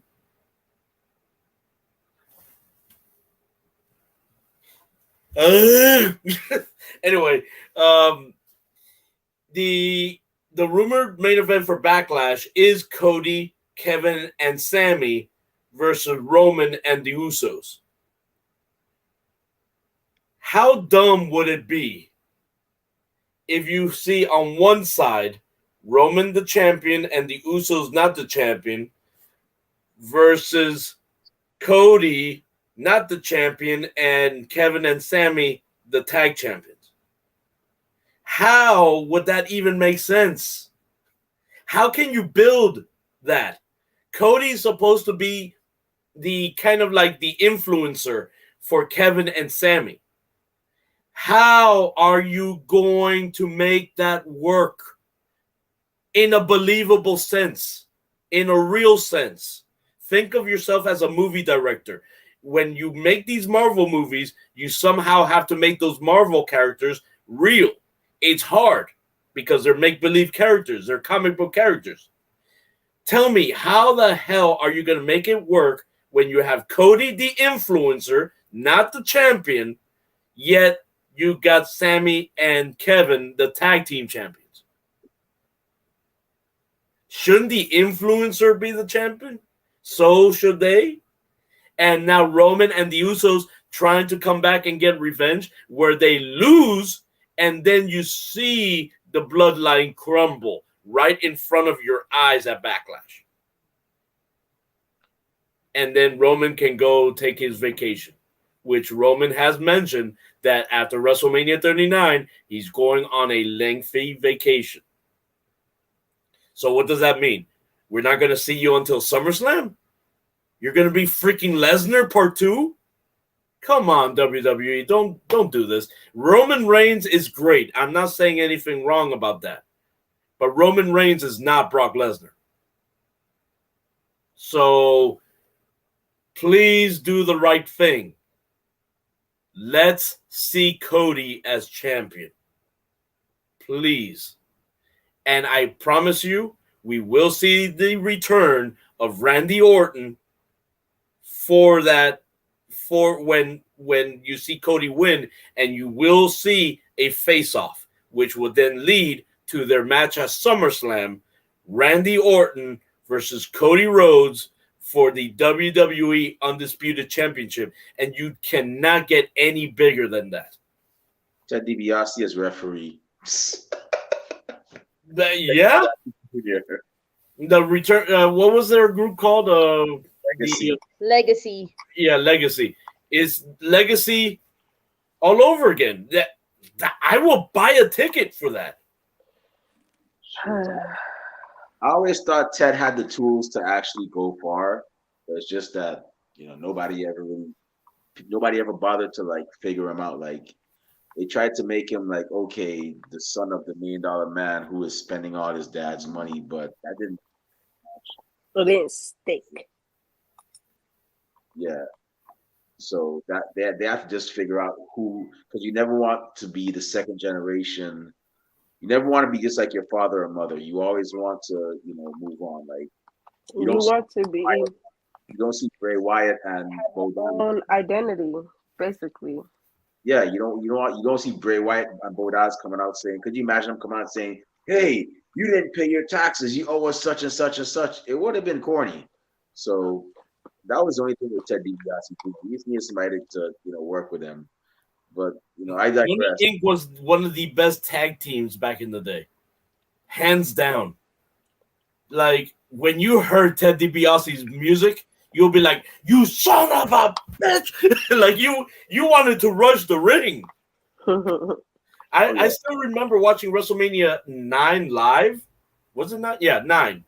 When they faced Hogan and Beefcake. Uh-huh. And I literally wanted to break my TV because Hogan and Beefcake lost. But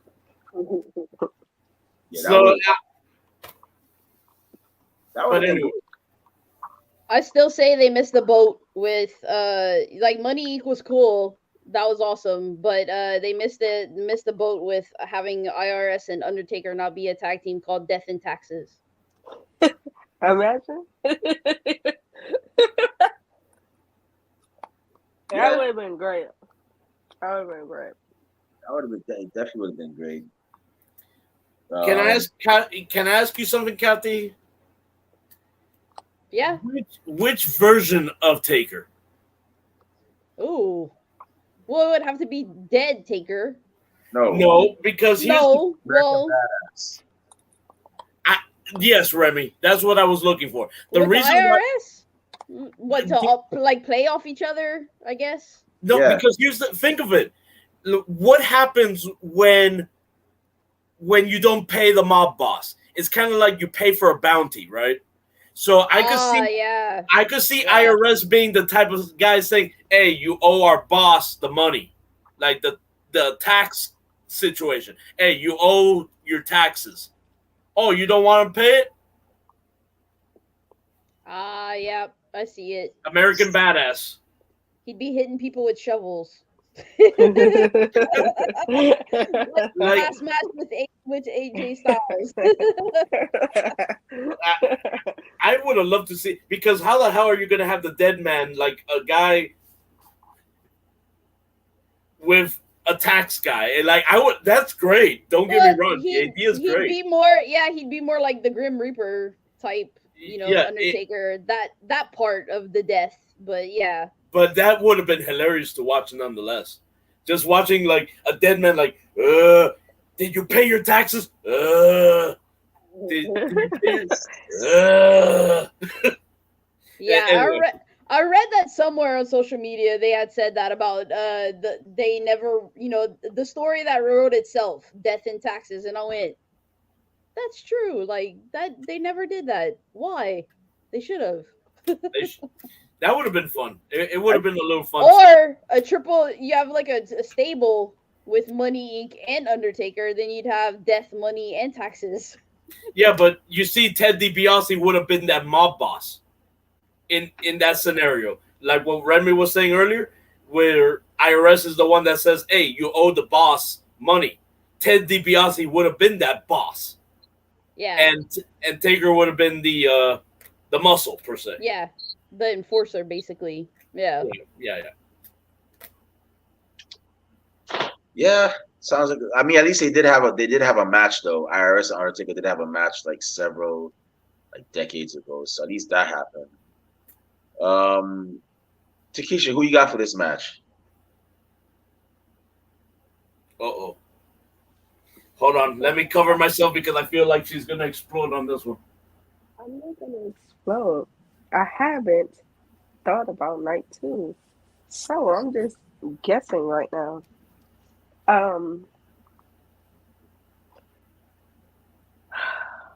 Who knows? Who knows?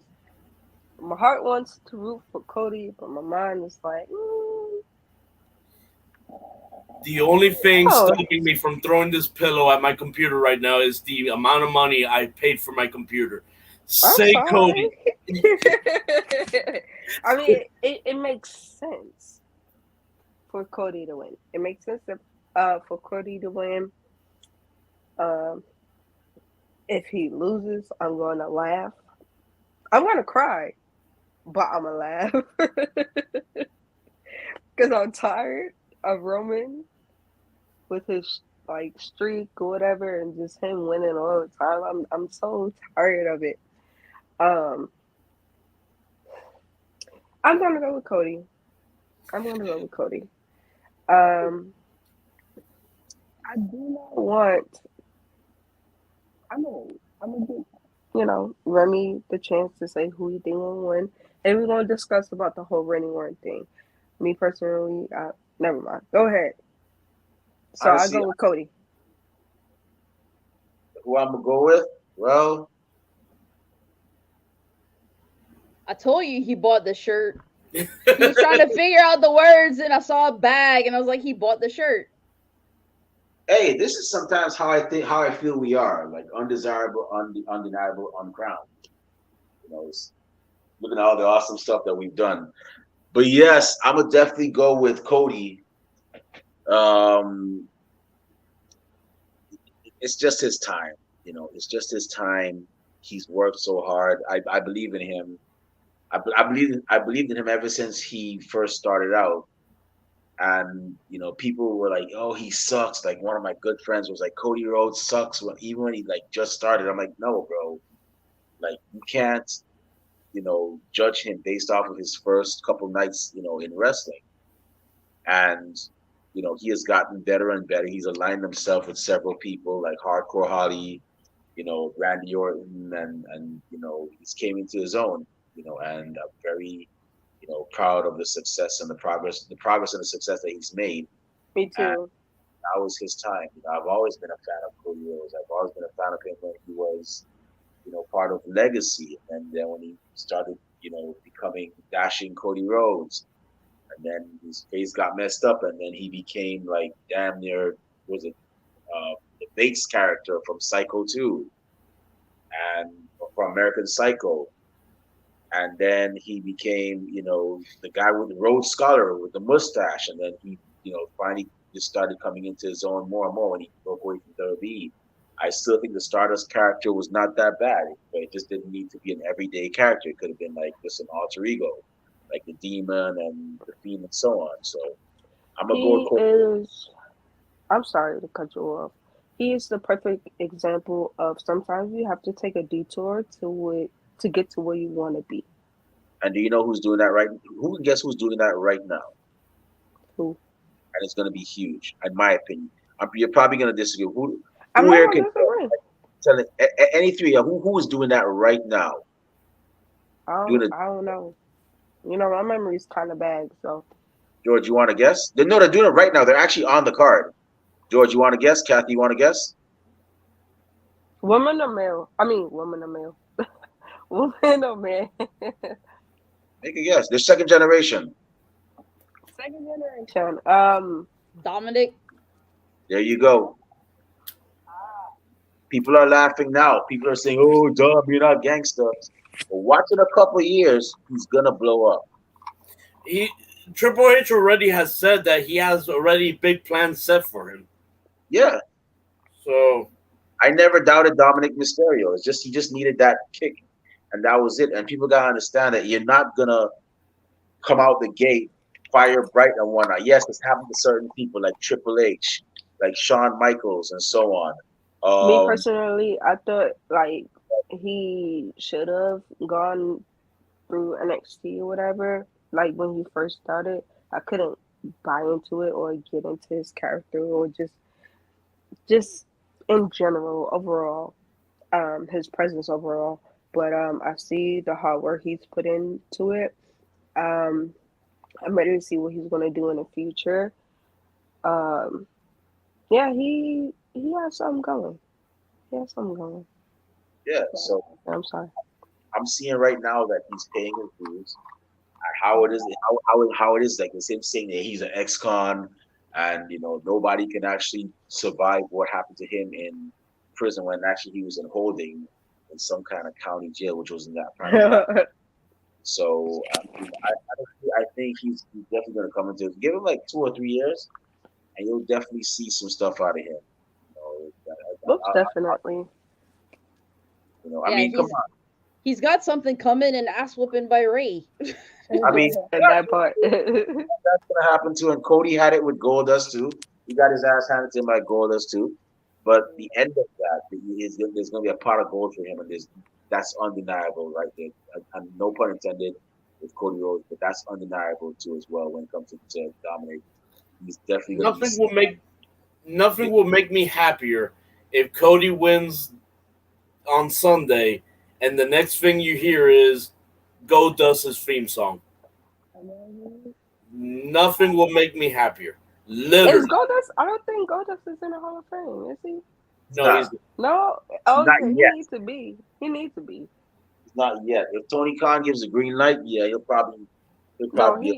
Regardless if Tony Khan gives him the green light or not, he needs to be in the Hall of Fame because.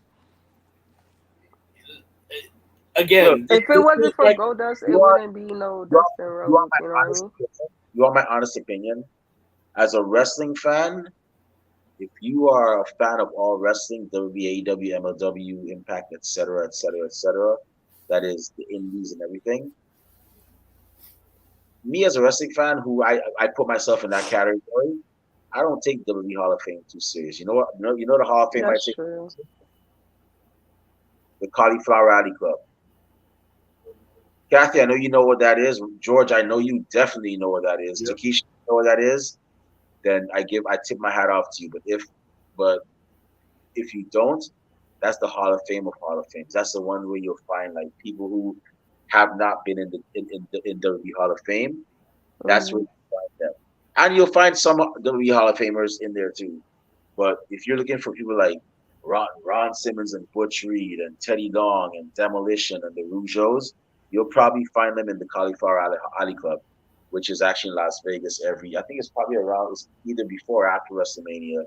But one of these days, I'm going to make it out there to actually attend that event. That's the only Hall of Fame I take very seriously. It's the Cauliflower Alley Club. Oh, well, I never knew about it. Well, thank you for giving me this new information and whatnot. I appreciate that. Yeah, I'm always willing to learn something new. So yeah, that's one of our main purposes as a podcast is to enlighten the wrestling fans, our fellow wrestling fans about certain things and so on. Like, let them know what's in their area and so on and so on. So yes, it's not. And for those of you that are out there, we don't know everything, but we just share information that we feel will be beneficial towards y'all. We're not here to act like we know it all. Trust me, we don't. Right, and put other people down for not knowing anything. Yeah. So, but yeah, definitely. I don't take the Hall of Fame too seriously. It's a whatever. It's whatever. I get it. So you going for Cody? Yeah, I'm going with Cody. That's what I'm gonna go with. It's gonna be a hard fought battle, but yeah, I'm going with Cody. So good. So the next, so with that being said, that's actually our both nights for WrestleMania, Yeah. and somebody is drag racing or something outside. Sorry about Mhm. that. But yeah. So with that being said, final predictions. Any predictions for the card? And any general predictions, like what you think may happen, who may return, who's going to run in, what new teams may, what new alliances may form, what teams may break up. Kathy, you go first. You got anything on your end? We pretty much said it throughout the whole thing. They said Randy might come back. They were saying like Gangrel's gonna show up. Um, I guess the more we talk about it, I'm kind of getting more excited as it approaches. Because at first I was just like kind of like, it looks kind of all right on paper, but seeing the set and everything, getting a little bit more excited, and then watching it tomorrow and Sunday. Sometimes the cards on paper they look kind of blah, but then they deliver. So that's what I'm hoping WrestleMania will do. And the set's kind of pretty cool. With I like the different pictures. How it goes through the different pictures. It's kind of like at the movie theater with the big movie posters. Uh-huh. So that's pretty cool. Uh, yeah, just excited to see what happens. Hopefully, it's both nights are good. The card wise, it's kind of to me like I think night two is a little bit more stacked than night one, but it's a little bit more evened out than it was last year. Like one night was too top heavy, to it's but this one's a little bit more balanced out this year. But everybody enjoy it and have fun. Think it's gonna be a good one, both nights. Okay. George, how about you? Piggybacking off of Kathy, obviously the one thing everyone's expecting this year is Randy Orton. As that news went all over the place that Randy Orton was returning. Randy Orton's returning, and right now, I feel like that stadium, no matter what he does at the end, whether people boo him or cheer him, once that I hear voices in my head, they come to me. Once that you hear that, that place is going to Chills. Oh my goodness. that place is going to erupt because here's a guy that everyone thought had to retire due to the surgery he just had. So it's a miracle that he's returning. And everyone, including myself, will say Randy Orton is not a sports entertainer. He's the definition of a professional wrestler. He's the best professional wrestler in the world today, bar none. I'm Not about to cry. Randy Orton is the best. The best. And his lineage is not far behind because if any of you saw the clip, his son is even better. My heart. So I cannot wait. I cannot wait to hear that theme song play one more time in those speakers. I hear voices in my head. They come to me. That bro, if you tell me that you go to the gym and you don't hear that song, I'm gonna question you. What's wrong with you? Because that's one of the greatest workout songs in my opinion. Aside from that, I think debut of Jay White will possibly be better off on Monday Night Raw, as I feel like Jay White will possibly fall flat in a over 40,000 crowd.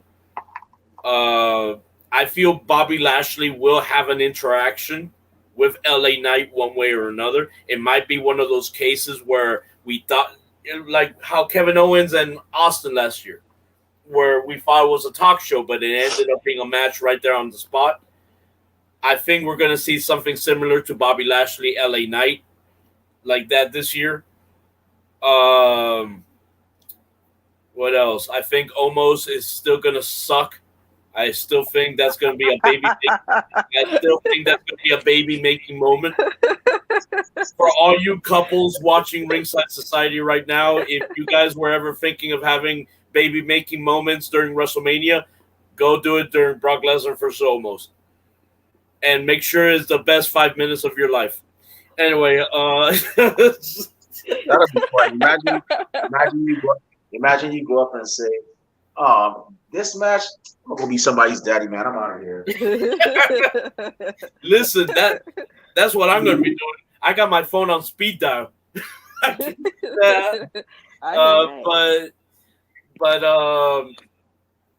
Aside, I think the match of the night is gonna go to, and I'm talking about both nights, is gonna go to the Usos versus Sammy and Kevin.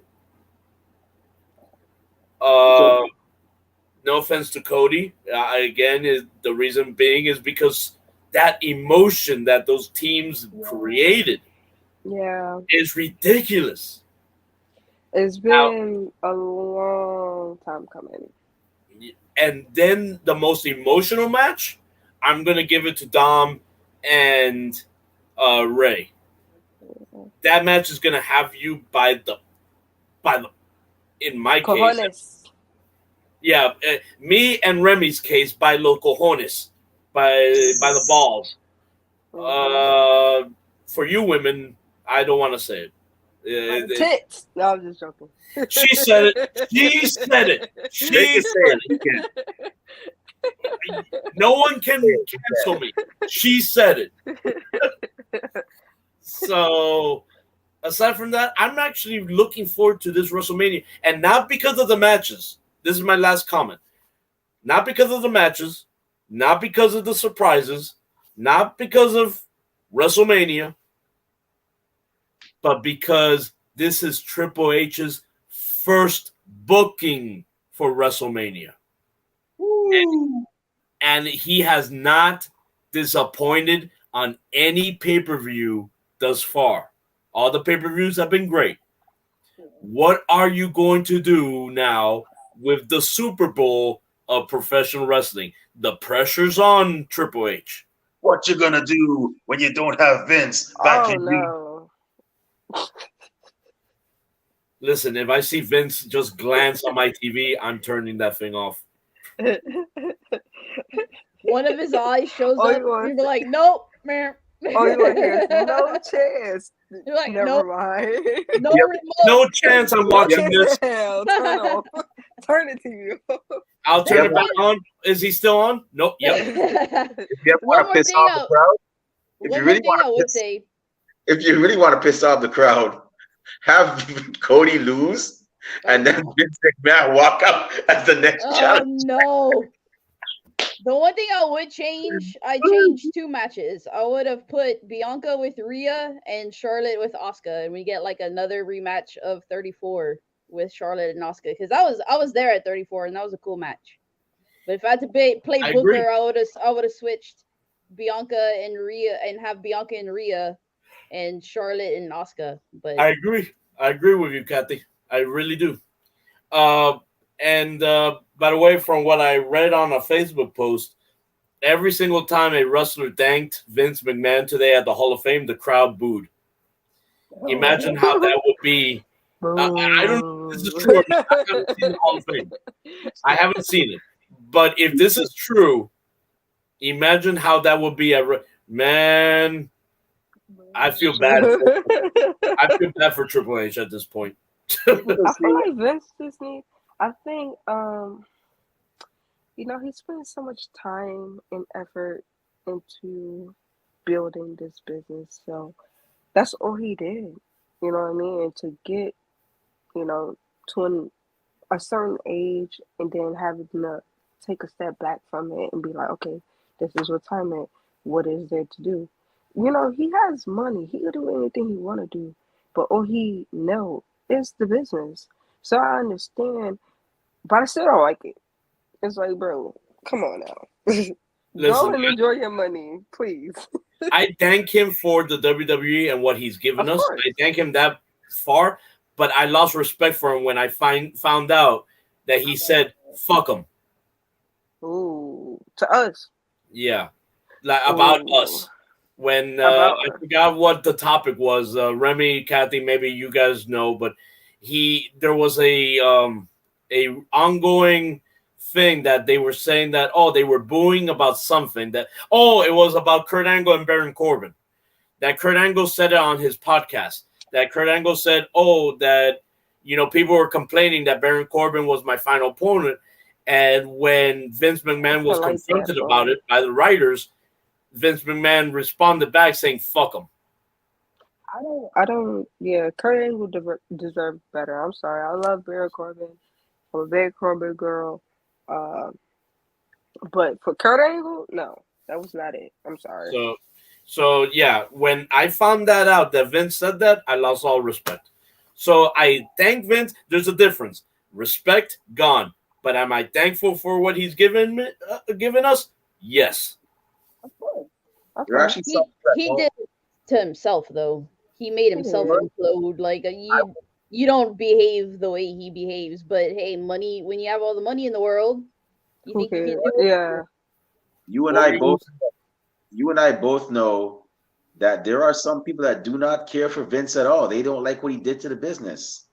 One Evan Ginsberg has been very vocal on Facebook, and I can't help but laugh. But another one is Princess Victoria. They do not like what he has done to the business today. So now everybody's gonna be thanking Vince. Oh, thank you for no. They're like, no, you.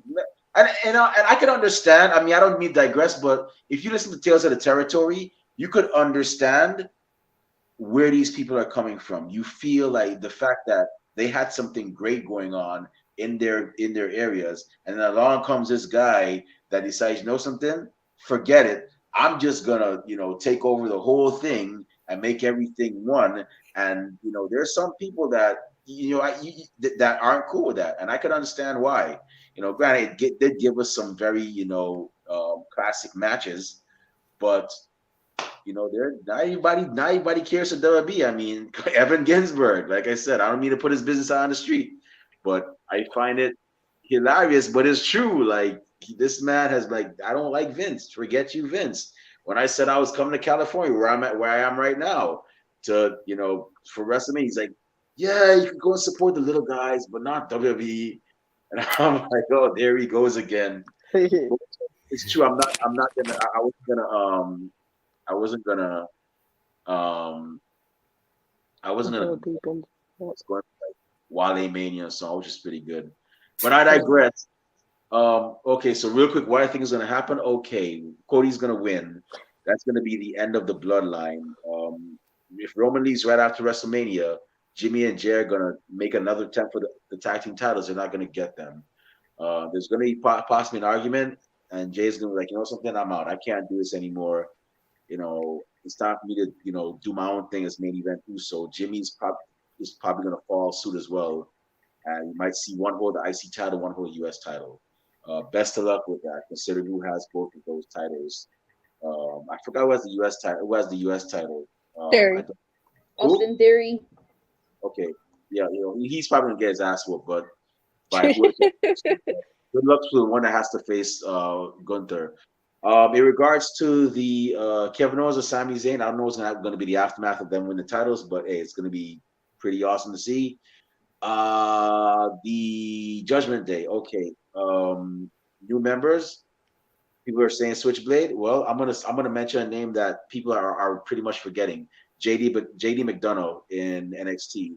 He is actually Finn Balor's student. It would not surprise me if he brings him aboard as well too.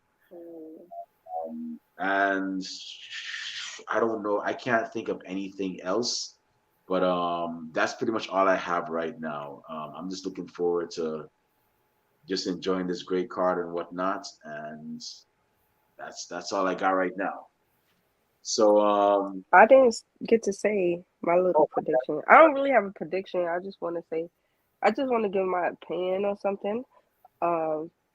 Being that everybody, Rennie Room is in LA and everything, and a lot of people are wanting to see Rennie or an RKO Cody Rhodes, and I'm just like, no, not yet, because to me, he has unfinished business with Roman, and I think he should continue that for a little bit.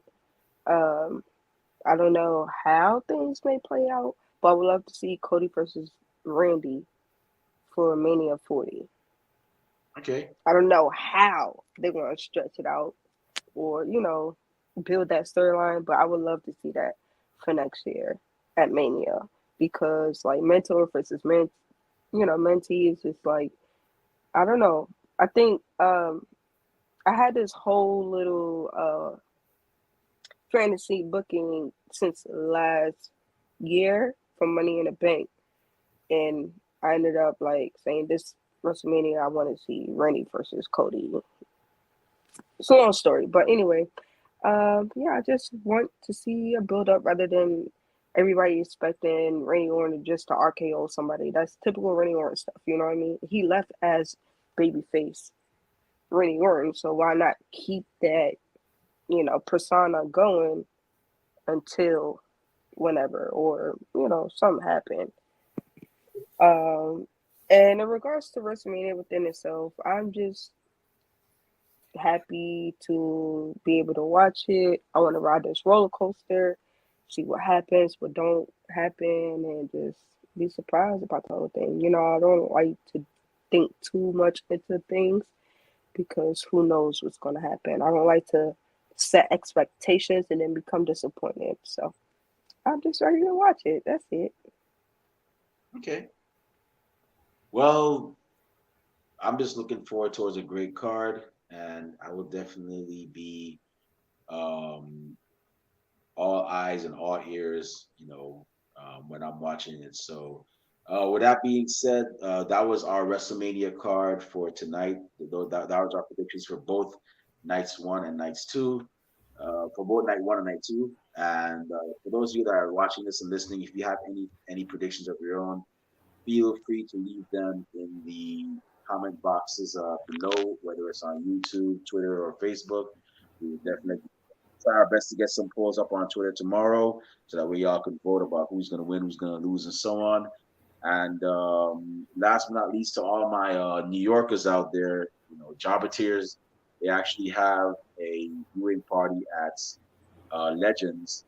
The first night, I believe, is going to be at Playwrights, and then the second night is going to be at Legends, or vice versa. But just check them out.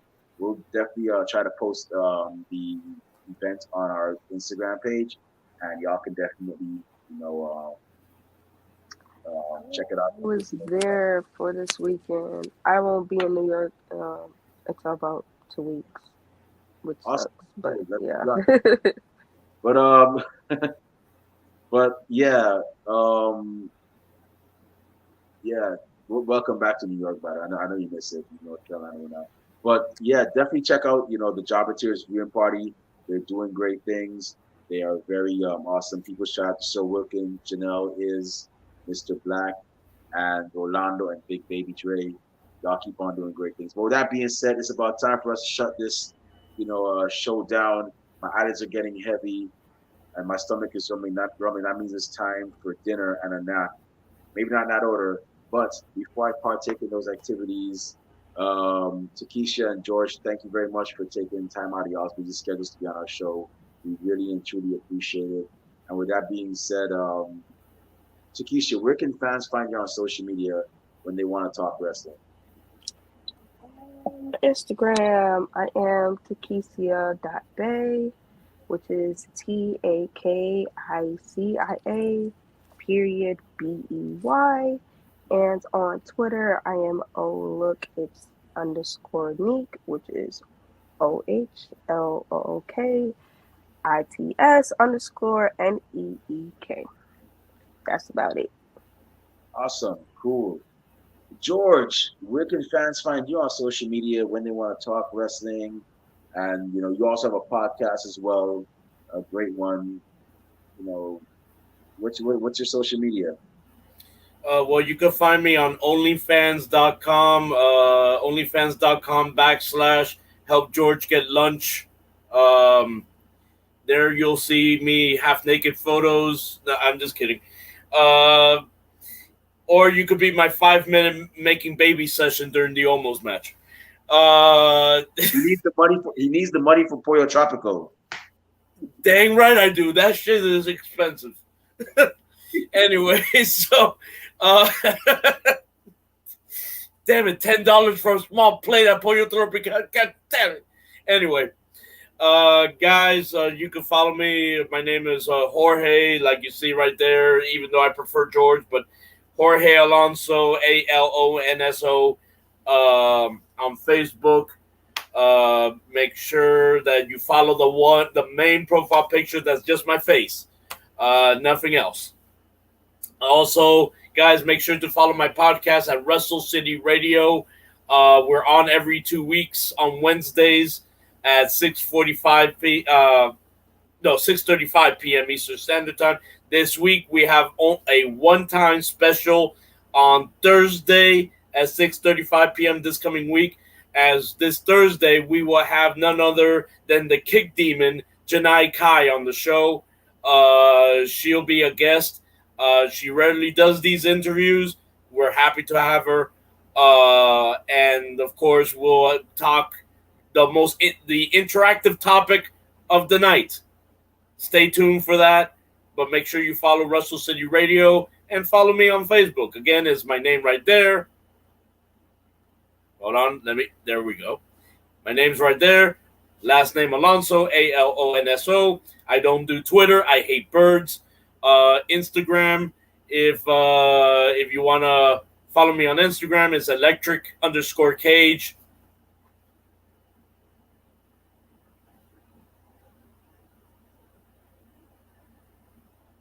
Making sure I promote the right thing here, folks. Yeah, electric_cage81 on Instagram. Yeah, that's about it. Please make sure you subscribe to my OnlyFans. I do need lunch. Kathy, what's the pepper pots to my Tony Stark, the money penny to my James Bond, and the Tennille to my Captain? Where can fans find you on social media when they want to, talk wrestling, all things Becky Lynch and Paige? And tell me, do you have OnlyFans to it? Don't even let me ask, because she does a lot of crazy things. What's your social media? You throwing me off here. Okay, you can find me on Twitter, Instagram, YouTube, Twitch, and Discord, all at BLUE70517. And just want to say, yesterday was our, Ringside Society's 4-year anniversary.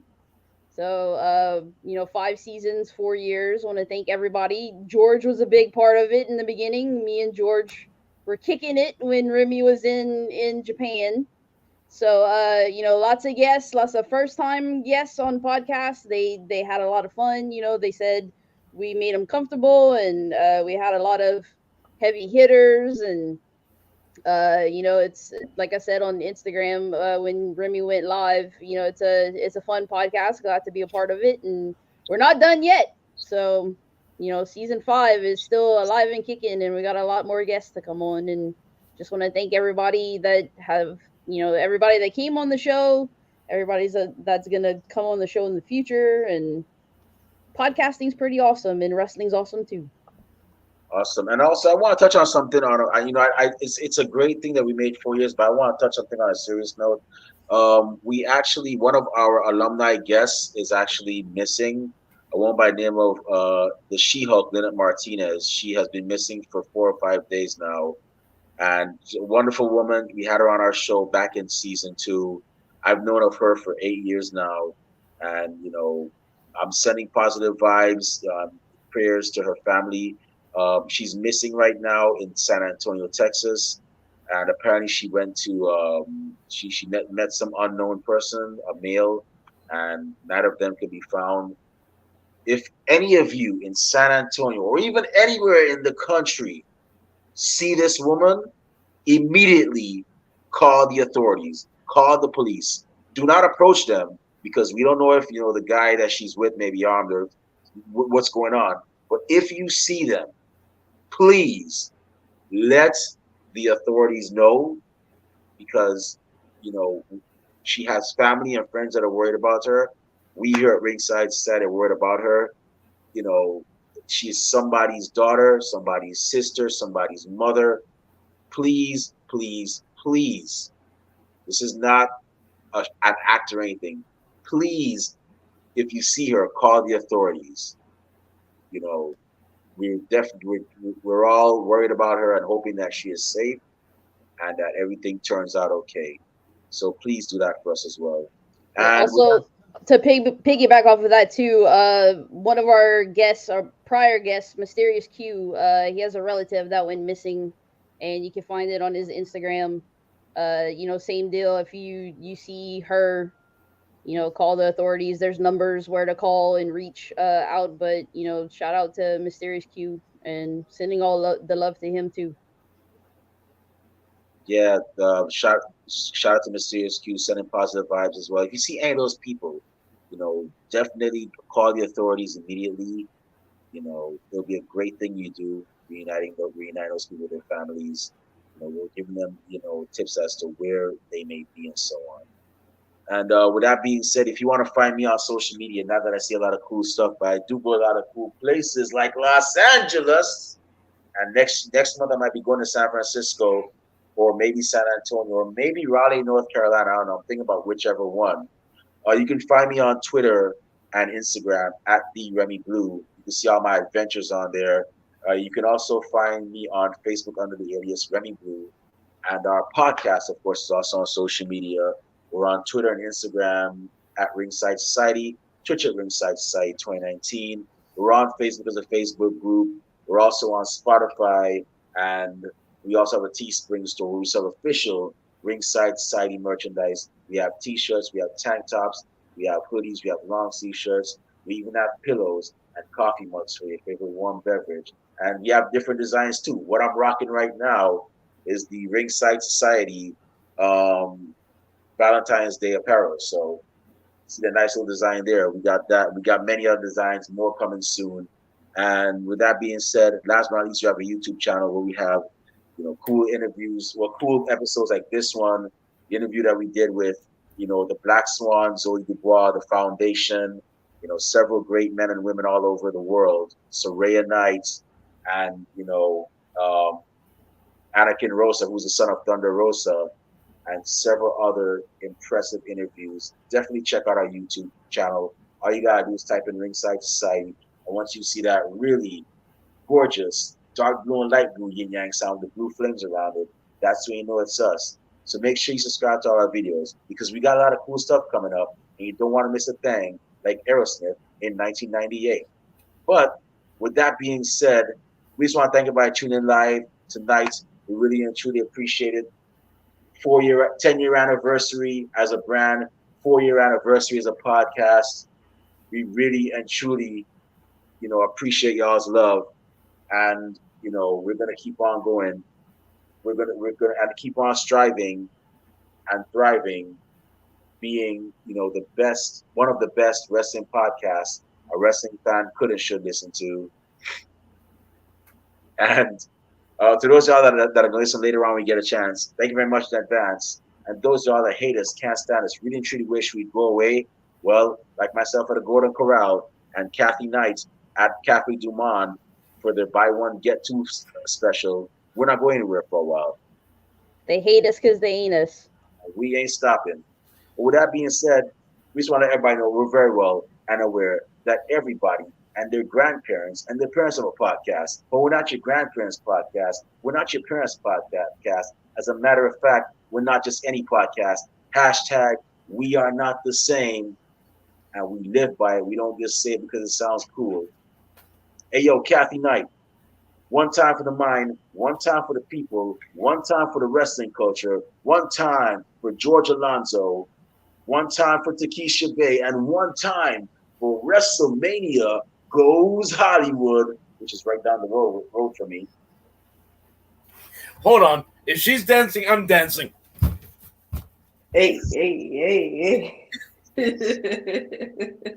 I just broke everyone's computer screen. George, stop twerking. Hey. Right. What kind of podcast are we? We're the Wrestling Fans Podcast. That's right. We're We're a twerking podcast. Yeah. When he's on here, it's a twerking podcast. He twerks and yeah.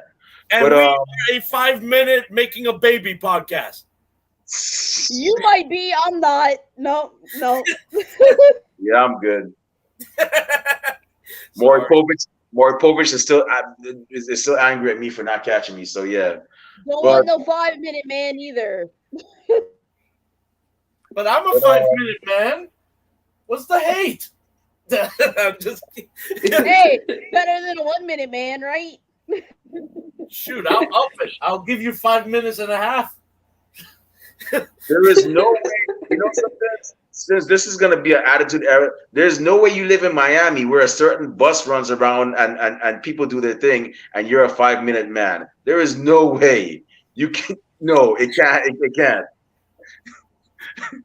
You know what bus I'm talking about. I'm not going to stay on here, but yeah, that bus in Miami. So, but So our last show. Good night, everybody. We've been booted off of StreamYard. With that being said, we just have 4 favors to ask you. Stay safe, stay healthy, be excellent to each other, and party on, dudes. We out. I'm looking for someone during the almost match. Contact me if you're interested. Bye. Let the good times roll, Louisiana. Enjoy those 2 nights.